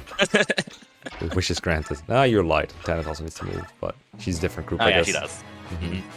And then that's about it. This chapter is like one of my least favorites because it's... I mean, Shove Congo is cool, but that's about it. And you're just kind of waiting on these green units. I'll take Ike killing stuff. That's always fun. No Black Knight cameo, I'm afraid. No Black Knight cameo. Unfortunate. This is kind of like chapter 310, I think, the one with Olympia's Death Ball in Radiant Dawn. It's just you're just waiting on for green units to do a lot of stuff that could waste time, but nothing you can do about it. You just kind of sit around and just get a glass of water. Yeah, you can't really optimize the green units. You don't have to. Nah. You don't have to hold any buttons when the enemy NPC phase is playing, do you? You do want to hold A. Oh, okay. So I guess we have to use one hand to get your glass of water. Yep. Like if you ever see like the rectangular circular white cursor icon when an enemy is targeting someone, that means I messed up. Because if you hold A, you should always skip that on the first frame. But if you see it, that means I wasn't holding A. I didn't see it a single time, which is, and I'm very, very good at spotting everything that happens ever in a playthrough. So Kirby played perfectly up to this point. I think I saw myself forget once in chapter 7, but I haven't noticed it otherwise. I think I've But I noticed. didn't point it out because it's kind of technical and we're talking about other stuff. I think I noticed one minor menu goof, and I was always able to catch in these. What is this? Chapter 20 something? Chapter 24. That's how far I got. 24 is this one, I think. Yeah. I'm very good at chapter numbers in like FE7, FE6, FE5 even, but this game, I don't know what I usually refer to chapters by besides names like Eat Rock, which is... Eat Rock! Yeah. I know some chapter numbers, but I'm usually kind of out of it with chapter numbers in general. Oh yeah, very important, don't forget the Savior Scroll. I've forgotten before. I was very sad. I've definitely done a run or two where I forgot it, and I'm like, oh, well, crap. It seems easy to forget because your cursor's not on Tanith, it's on Marcia. Yeah, your cursor jumps to Marcia, so you have to like remember to manually pick Tanith to move her first. It's like, oh, it's chapter, I can beat it. Neurons activate. So yeah, we're gonna grab a spear and short spear for Marcia because Marcia's gonna need to fight a lot of Lagoos and Wyverns and Warriors. And we're also just doing a lot of base preps for the rest of the run because Gwimpage is gonna be used for one map. He wants the Night Ward. Shout out to Gwimpage. Yeah, shout out to Gwimpage. And welcome to Eat Rock. Alright, time to rout some enemies. Yeah. Pretty straightforward strat, pretty much. Marcia kills everything at the top. Ike clears out the left. Khalil clears out the right. And Nice. again, we alluded to this before, but if you're running on English version, we use Largo instead of Khalil because Khalil can't actually double attack the cats at base. Japanese version she can because she just one shot. Well, she can't, but she one shots them with a 255 crit thunder. But the English version would use Largo instead, so you have to recruit him, forge a hand axe for him, and then use him to pretty much replace Khalil. And he does exactly the same thing otherwise. Yeah, and you already need Khalil for previous chapters anyway, right? So it doesn't really matter. We already used her with a Forged Thunder Tome. Yeah, so you don't have to worry about the fact that you have to recruit Khalil to get Largo. Yeah, okay. Okay. Like English version also gets Khalil anyways, yeah. One thing I was wondering, because I'm assuming there's nothing big to commentate on this enemy phase, right? And not much, except the warriors suck because they're really bulky. But that's about it, really. Okay. So I had a weird filler question that I've been wondering ever since chapter 1, but keep forgetting about. Do you read the Japanese text, or do you just memorize the button inputs? Both. Okay. That's So nice. in terms of the weapon icons, I can usually just get by with the icons. Usually, if I practice it enough, which in this run I have, I don't look at it at all. I just have it memorized. There are cases where like I recognize the Japanese text through like certain commands. Like I can recognize open door, I can recognize rescue, and I can recognize visit. So like if you show me those characters, I'll recognize them. I see. So kind of both, really. Interesting. Because for me, it's all, I can't read this. Let me check the icon. And then I look at the icons and see 4 slightly different axes. I'm like, well, I'm going to run English version. Yeah, I mean, like, thankfully, Fire Emblem's the kind of series in a speedrun where, like, you can kind of get by watching it without understanding the text, usually, because it's usually pretty obvious what's going on. Yeah, visually, Fire Emblem is very clear visually. what's happening. Thank God the numbers are readable at least, so... Yeah. And, like, usually, like, whoever the units are pretty obvious, because you don't need to read their names to know who they are. So. Especially in this game. I remember, I think Don Don's FE6 0% run was in Japanese, because back then there was no good translation patch when he made it. And the amount of times I've messed up takes by calling a paladin the wrong name in FE6 is enormous. Oh, yeah. FE6 has, like, 6 or 7 cavaliers or paladins. Yes. It's a lot. He early promoted Noah, and then he also had Zealot Marcus and Percival. It was a nightmare. Absolute nightmare. Oh god, 4 paladins. That sounds like a nightmare. And he would deploy him every fucking map just to annoy me. I know he did. This is Marcia using a spear for bulky enemies, I assume? Yeah. Yeah, so the Wyverns, Spear guarantees that Marcia will two-shot the Wyverns, because she falls short by like 1 or 2 points if she uses a Forged Javelin. Despite that, she can still fail to two-shot a Warrior, though, because they just have so much HP. Oh. Is that bad? So, it's kind of bad. It's just time loss. You lose 1 turn, but that's not too big of a deal in this map. If you lose 2 turns, that is a very big deal because of reinforcements. Oh, no. But yeah, I think the Warrior to the right there has a chance of not getting killed by Marcia because we're using a spear. But yeah, 23 out of 44. That's solid. I think if you rolled 1 higher HP, 1 higher defense, she wouldn't kill him. But a little tight. Yeah, sounds about right. I think you also probably made sure to put units outside of the path of the rock so the enemies don't launch him off the mountain. Because they cost a lot of time. Yeah. There's like 1 rock you can't do anything about, which I assume the game just always hardcodes it to be shoved just to demonstrate the gimmick, but that's about it. That's the guy. Like, even if there's nobody in the way, then he'll always shove it. That's the guy who wants to be clever. Yeah. I was worried when you said Khalil's gonna do the right. I mean, I wasn't really worried, but I was like, wait, what? Because, you know, Ike, super durable, Marcia, super durable, Khalil, you know, kind of fragile. Yeah, I was like, how's she gonna kill the whole right side? But look, she got by just by having 2 range and max crit. I think she, like, I player phased the cat because the cat's kind of a big threat to her, but like the other units aren't really a big deal. I think she can even tank a crit from the sniper. Oh. It might be an English thing, but wait, no, I'm mixing things up because she's not using English here. Anyways, it's not a big deal. Like, I don't think she ever has a chance of dying in this map. Sweet. And now we're using the short spear because we're kind of running out of spear uses, and we kind of need to just use up a 1 to 2 range weapon. Makes sense. And I think. Oh, Ike needs to get shoved. Okay, I was like, hold up. Yeah. I was like, why didn't you move Ike first? Because the cursor started with him, but this explains it. Yeah. Ike is like exactly in range to kill that Swordmaster, and then he's in range of the other one. Sweet. Who really wants to attack him instead of shoving the rock for some reason, so, you know, not complaining. Oh, yeah, because you could just shove the rock. Would he hit someone with it? I don't know. I'll have to open up a map. Yeah. I mean, I ask these kind of weird trivia questions because I'm just curious. And sometimes you just know the weirdest things, but sometimes it's not something that comes across your path in speedrun ever, so it doesn't matter. Yeah, like, I'm not gonna like claim I'm like super good at like efficient playing or something like that. There's just a lot of like niche things I know that most other people don't, just because they are things you care about in speedrun, but you wouldn't otherwise. But then there's like a lot of, I mean, I know the game mechanically pretty well too, of course, but like there's also a lot of things I am not as familiar with, anyways, because in a speedrun context, you don't really care about like efficient meta or anything like that. So I think that's the end of the map. Might be one Swordmaster left. Yeah. Yeah, if that warrior in the upper right corner didn't die, then he would start running left, and then I can reach him on the next turn. Oh, neat. So that's like if we fail to kill the warrior. Because then Marcia... Because then Ike is in his range on enemy phase, I assume? Yeah, he'll be in his range on enemy phase. Yeah. So it's not too big of a deal. Sweet. No base. We got Alencia! We got Alencia! Yes. Woo! Yay! Game over conditions! Yay. I love game over conditions. Oh, that's a lot of units. I guess we'll just undeploy basically everyone. Oh, jeez. Ignore that undeploy half the roster. Grab the rescue staff. And then we're going to have a very productive rescue use here. Yeah. I think for Clash, I always knew it was either going to be a massive shove conga to save a turn somewhere, or, you know, this. Yeah.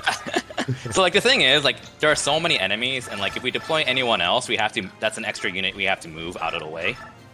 Because they're all gonna start chasing after us in the bottom right corner. So it's just easier to have, since Alencia is force deployed anyways, we might as well use her to give Marcia 3 tiles instead of using 2 shovers. And then have Alencia just fly to the bottom right corner and hide. Yeah, I assume right now it doesn't matter. She has 3 extra tiles just with the, she seizes a turn earlier, I take it? It's a little complicated. So, well, first of all, Marcia has a chance of dying if she gets hit by everything. She has a Laguz guard, which is a lot more important now because Laguz hit like a truck. That would have been 12 damage without it. In the speedrun setting, you can save a turn on this, and that saves like almost a minute. The reason why we don't do it is because if you want to save a turn in the speedrun context, we have to attack Bertram on player phase. That means if he hits Marcia with the Ruin Sword, your run's over because he heals himself. And he has like 70 to 80 hits, so you have to gamble on like dodging a 85 to 90 actual hit. and there's like no backup for it. So that's why we don't do it. But if someone wants to save like 50 seconds on me, then they're free to go for it if they want to. Oh god, imagine going for that in chapter 26. I think this is. Like, yeah, it's very late. That's why we don't do it. It's a pretty big time save, but yeah. So like again, this is one spot where like a fully manipulated run would differ because you would actually go for it in a manipulated run since you can rig it, but you can't in this case. nice. Like you can kind of tell, like you can see like we're really pretty close to the boss. If he dropped Ike, if he gave Marcia like a few more tiles and then dropped Ike on like the previous turn, then we would be able to 3-turn this. But Ike has to use his turn to seize, so like that means you have to have Marcia player face the boss, and if you try to save a turn, because you don't have the distance to like get Ike up in front to the boss on enemy face. Yeah. If you try to save a turn. This is still very satisfying though, because Bertram is such a pain as a boss. Yeah, he's really painful. Like he's really bulky and he's just very scary in general. Doesn't he have an elixir too, or is it just the rune sword healing I'm thinking of? I don't remember if he has an elixir. The rune sword's a big thing. Mm-hmm. He's so annoying. You kind of see Marcia's being a little sketchy on health. Like she's fine, but imagine if like everything hit her, she'd be dead. Yeah. Although at least It's now really rare. at least now Ike is no longer in the saddlebags, so she has much higher chance to dodge. I mean, she has Savior, but yeah. Oh, true. Right. Yeah, you're right. You need to consider There we that. go, Wow. 6 damage from the Brave Sword Nerd. And Lincia's just barely hanging in there. Yeah. Is that what you mean when barely you say hanging run in is there. over if you don't kill Bertram in time? And like, imagine if we deploy like a Laguz unit to shove, then they just don't have space to run away and stay out of combat. Like, Lincia still got attacked by 1 unit despite this, so. Come on, I have no doubts you would have no hesitation about killing off a unit if you had to here. Oh yeah, if we had to, we would. Like, that's just speedrunning in a nutshell. If you like your units, don't deploy them. Maybe it sounds horrible to say this, but you kind of get desensitized to it after speedrunning. You get used to it. You get used to it. To win a turn here, you have to sacrifice, but that is a sacrifice I'm willing to make. Thank God I cannot get blocked. This is one of those like pretty safe formations because there's no way an enemy can block Ike from seizing ever in this formation. He just can't get blocked, so we're good. So nice. Shout out to Gwimpitch coming up. Oh, this So is I the believe- castle, right? Yeah. Yeah, this is the castle. So I believe older strats used to use Tanith as the what's it called? The secondary mount to get resolve and help clear a path, but she's a lot less bulky than Gwimpitch, unfortunately. I think Gwimpitch came up with the idea to use Gwimpitch instead of Tanith with the Night Ward, so it works out very nicely. What a coincidence. And Gwimpitch is, yeah. I think he was pretty happy to see Gwimpitch being used. So yeah, Night Ward, Pure Water, he's really bulky now. So that's about it. And we're just going to charge Marcia carrying Ike with Gwimpitch tagging along to go around the left side. I enjoyed that he didn't have the Night Ward equipped up until this turn 1. He just had to equip it. Yeah, doing inventory management in the map itself is typically faster than the base. But like usually you can't really do that because you usually have to manage stuff with units you're not deploying in the base. Does he have his bow equipped just to not like counterattack? That's so funny. Yep. Bow's good. And like also I think if you use like a Pure Water or something, or at least like the last use of a Pure Water or Elixir, you always equip your weapon, Yeah. I think. It's definitely a game that does that kind of thing. It's like you Yeah, trade with someone, it's they kind equip of their annoying. weapon. It's so silly. It's annoying, but oh well. We got a door key conveniently, so we're going to use that on the left side. Just because it's convenient, and a resolve scroll is on the way as well, which Yeah. Gwimpitch is going to grab. I wondered why you went through the animation of killing that knight, but now I realized it. I was like, you're not going to go through 2 sides at once. There's no way. That'd be so stupid. But no. Of course not. So the knights are really bulky in general, so we kind of still need to Slim Forge to kill them at 1 range. There's going to be one that attacks us at 2 range, I think, and Gwimpitch might be needed to help clear a path for Marcia. He has the Brave Lance equipped, so he'll typically be able to one-round stuff that blocks Marcia. Is there a chance that it's not necessary?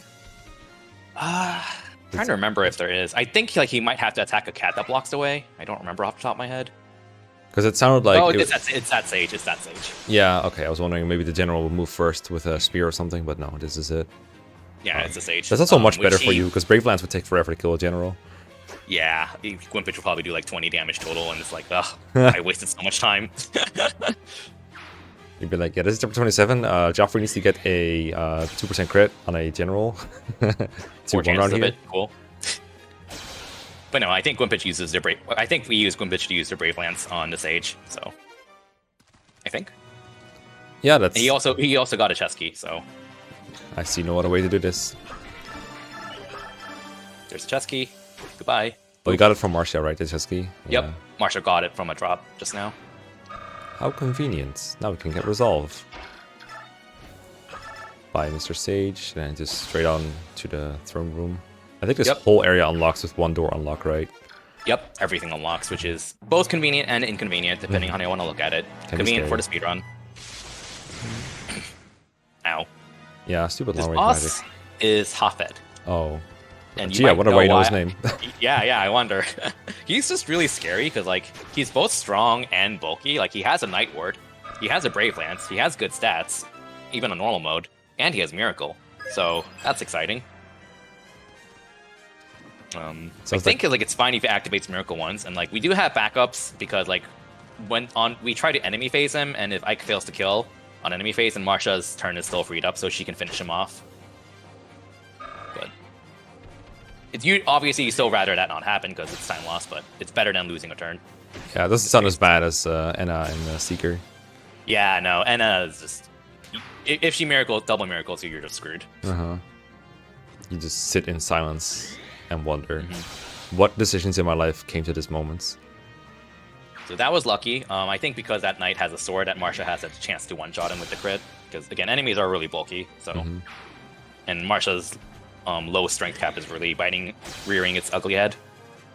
Look at that! Ow. Again, same strat if we use in English, except use a Silver Forge, I think. Sounds familiar. Yep. Sounds familiar. Alright, half it. You and me. I'm at Forge. I don't remember if he miracles in this run. I guess we'll see. Yeah, we haven't seen any miracles yet. We haven't seen any. I mean, the chances are relatively low overall, besides... Well, this boss's miracle chance is actually kind of high. It might be like 17-18% chance, but... If he activates it once, it's not a big deal. I think. Ow! Oh, that's so much damage for Ike. Ow! Okay, perfect. Goodbye. He just hurts so much. Stop complaining, you missed all the miracles. You are so lucky. Good job, Ike. Insane. Can he die? I have never seen him die. I don't know if it's possible. I don't know if I want to know. I mean, he pure watered, right? He is pure watered, yes. Yeah. Both Ike and Gwimpich pure watered on turn 1. Good. Wait. The hardest part about this map, making sure you open the correct chest, because I believe it's the top one. Oh yeah, I definitely look at it whenever. Good old limited chest keys. I don't think I've ever opened the wrong one in a run, but I'm always scared that I will. I think that's another spear. This game gives you quite a few spears. Yeah. And also, don't forget to actually get resolve in the first place. Yeah, again, cursor's in the wrong place. I can seize. Wait. Epic Black Knight fight coming up. Oh, yes. Oh, you got the turn 1. Perfect. Nice execution. Nice. I like it. I really love Typhoon Carter's 100% growth LTC because he just rigs a double ether for fun because it doesn't cost any turns anyways. Gotta get that Nazir. Yeah. Alright. Laguz Tower, I think, is next. Yep, Laguz Tower. We're gonna see a short smite train. This map's... I don't remember there's a realistic chance to lose a turn on Japanese version. Because in the English version, there is a relatively high chance that like you could just get blocked on the throne and lose a minute. I don't know why, but the AI just works kind of differently in English version in your throne, and making it just way worse. So in the English version, you just have a chance to lose the run right here. Don't forget to put Tibarn on stay still. Yeah, make sure Tibarn's staying still as well. Oh no. Oh no. No. Dodd, you can do it. You can do it. How dare you? Oh, 1 HP. I don't think he can do it. Oh. Saddest death. Feels bad. Only death so far. Usually we have way more death at this point in speedruns. Yeah. You do see way more deaths in speedruns, especially in 3 houses. Yeah, Byleth is way more efficient at killing people. Both. Black screen also helps. Both enemies and his friends and students. There has been a new route change for Verdant Wind where we use Magic Raphael. I haven't learned it yet, but I think like Tasmania Jones, the guy who's been doing a lot of routing for 3 houses, he made a route where you keep Raphael around for rally strength and smite and recover. And that lets Broken. you skip recruiting Catherine and Shamir for the Miklon map, which saves a lot of time. Finally, a better mage than the do. Yeah, you can tell we're just gonna get surrounded if we don't have a weapon, and like we have to rely on enemies just not blocking us.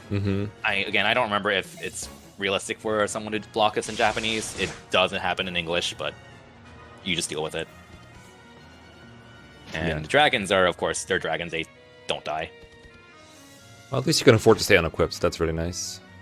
Marcia can stay unequipped. Ike is just stronger than Marcia, so like Ike is the one who needs to do the killing, basically. Oh yeah. Marcia's strength cap just isn't going to cut it at this point.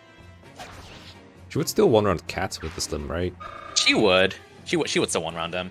Just not the dragons. Dragons. She'd do like. I think she thinks. Oh hey, dragons, you got a crit. Right? She got a crit. She does like 6 damage. Cool. I don't know. Because I remember Titania thinks dragons at this point for me, and Titania should be stronger than the Slim Lance Marcia most of the time. Maybe. It wouldn't surprise me. I'll just say that. It would not surprise me. Like, I'd have more accurate comparisons, but I was playing on ignorance, so I also don't have a lot of data to like check Oh things. yeah, that's true. That's true. Oh, that's good, Ike. This chapter's always funny when Ike gets hit, because on one hand, it's like, oh, Ike is closer to death. On the other hand, it's like, we have resolve now. Goodbye, enemies. These dragons don't die down in one round. Nice Ike crit that didn't even kill. Oh, yeah. And he's using the Ragnall, by the way. Yeah, I like that he equipped the Ragnall turn 1. Of this map he of still all didn't things. kill with a crit. And this Ike is also really beefy. Like, he's pretty much capped all of his important stats. So. Yeah, easy. All the Lagoos. He's done the Roy transformation. Oh, that Tiger so you can reinforcement. kind of see. Yeah, you can see that the space to get to the boss is really tight. Little Like, corridor. there was just a lot of trial and error and just figuring out like the most reliable and or consistent way to make sure the path is clear. Yeah, because these enemies don't have Kanto. Yeah, they don't. They can be just kind of finicky in general with their AI, but like in this case, thankfully, it's consistent. I think. Wrath, Resolve, you know the usual. Oh, you didn't have those yet. I didn't have them yet. No, I forgot. I don't equip them until now. It's like you don't want to kill a dragon because death animations cost time. Yeah. If they're not a final boss, you don't want to kill a dragon. So Wrath Resolve, for those less familiar, the notorious strat. If Ike is below 50% HP, he has 50% crit and plus 50% strength, skill, speed, which is really good. I wonder why they nerfed it. Ashnard. Yeah, I wonder why they nerfed it in Radiant Dawn. Oh, where's... Oh, yeah, we are doing a shot conga. Okay. We're doing a short shove conga, yeah. And here's the second rescue use. I think it's going to be the second something else, actually. Maybe, probably. Yeah, we don't talk about it. So there is one pretty significant strat difference between English and Japanese here. I believe, I don't remember the details, but I do know Ashnard's AI works differently.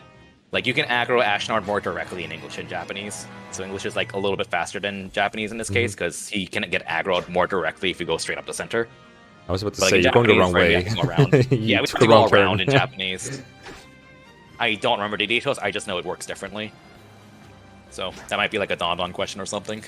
And, like, it's really annoying in Japanese, because, like, there's no good visual cue on, like, where to drop Ike. Because, like, all the tiles on the upper right area just look the same. Kind of. So, yeah, it's a little awkward. And this is also like the big run ender because you kind of need a crit on Ashnard. Yeah. You have to get hit by Ashnard, which is like around a 75% chance, give or take, depending on biorhythm. And then you have to land one of 2 crits. Preferably the first one, but doesn't really matter. Because like it's the end of the run, what can you do about it at this point? Yeah. So Jesus, take roughly the wheel. it's a 50-50. Yeah, it's roughly a 50-50 to get a quick kill, give or take. If Ashnard hits Ike and Ike doesn't crit, you lose a lot of time, but you can still finish the run. Is it gonna be okay? We'll see. Oh, I guess so. Go Ike, do it! Yay! It's no mode, no second form. Goodbye, Ashnard. Yeah. And I got the 50-50. Hooray! Assuming you hit time the moment he's like going down. We hit time on file select, I believe. Oh, I see. Yeah. So I think that's the case for a lot of the older Fire Emblems, so right here. And that's a 153.04. We never reset, so that time is accurate. Nice. Hooray. Good run. GG. Yeah, Very solid. like overall, like I know we had like a comfy, cozy time just chilling, but this run was very good overall. Like almost nothing went wrong, and I mentioned before the only thing that really went wrong was Marcia not critting enough with javelins in chapter 18, and that's I feel like if that's the worst thing that went wrong in a run, then the run's pretty good. Yeah. Luck-wise. And like the execution was also very good overall. For sure, for what I could see. I mean, for me, anything looks good, but yeah, it was. I was like I said, I was able to spot one menu goof overall, and that's it. No big mistakes. Yeah, and like, you accept it happens here and there. We're human. So. Yeah, exactly. Yeah. It's not the task. It's a really nice run to watch. It was fun. Yeah. I usually, I'm not gonna lie. Sometimes when I watch Path of Radiance runs, I like shut them off because I'm like, damn, that's a lot of animations. I don't think I'm ready for this. But this minimized it pretty well to the point where I was able to entertain myself. And, yeah, Vantage and crits help a lot. Yeah. English would just have more animations. Yeah, definitely glad we picked Japanese over English, for sure, from what it sounds like. I mean, you Japanese PB? you said beforehand you were going to say English sucks, but you didn't end up going with it. Yeah. Like, I mean, there's like the two big spots I mentioned where like English just has a chance to kill your run due to enemy AI. Oh, yeah. The Laguz Tower is one of them, and the map with Soren is also the other one.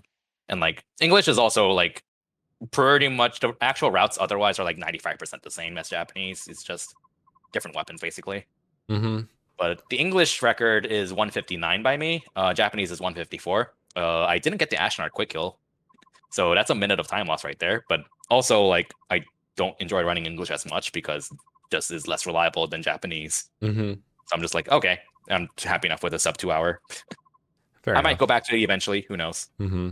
At least this way you got to fulfill the clickbait prophecy, so that's important. Can you beat Path of Radiance in sub 2 hours? Exactly. But in order to get the video under 2 hours, it might be good if we skip to unit records now. All right, here they come. Here they come.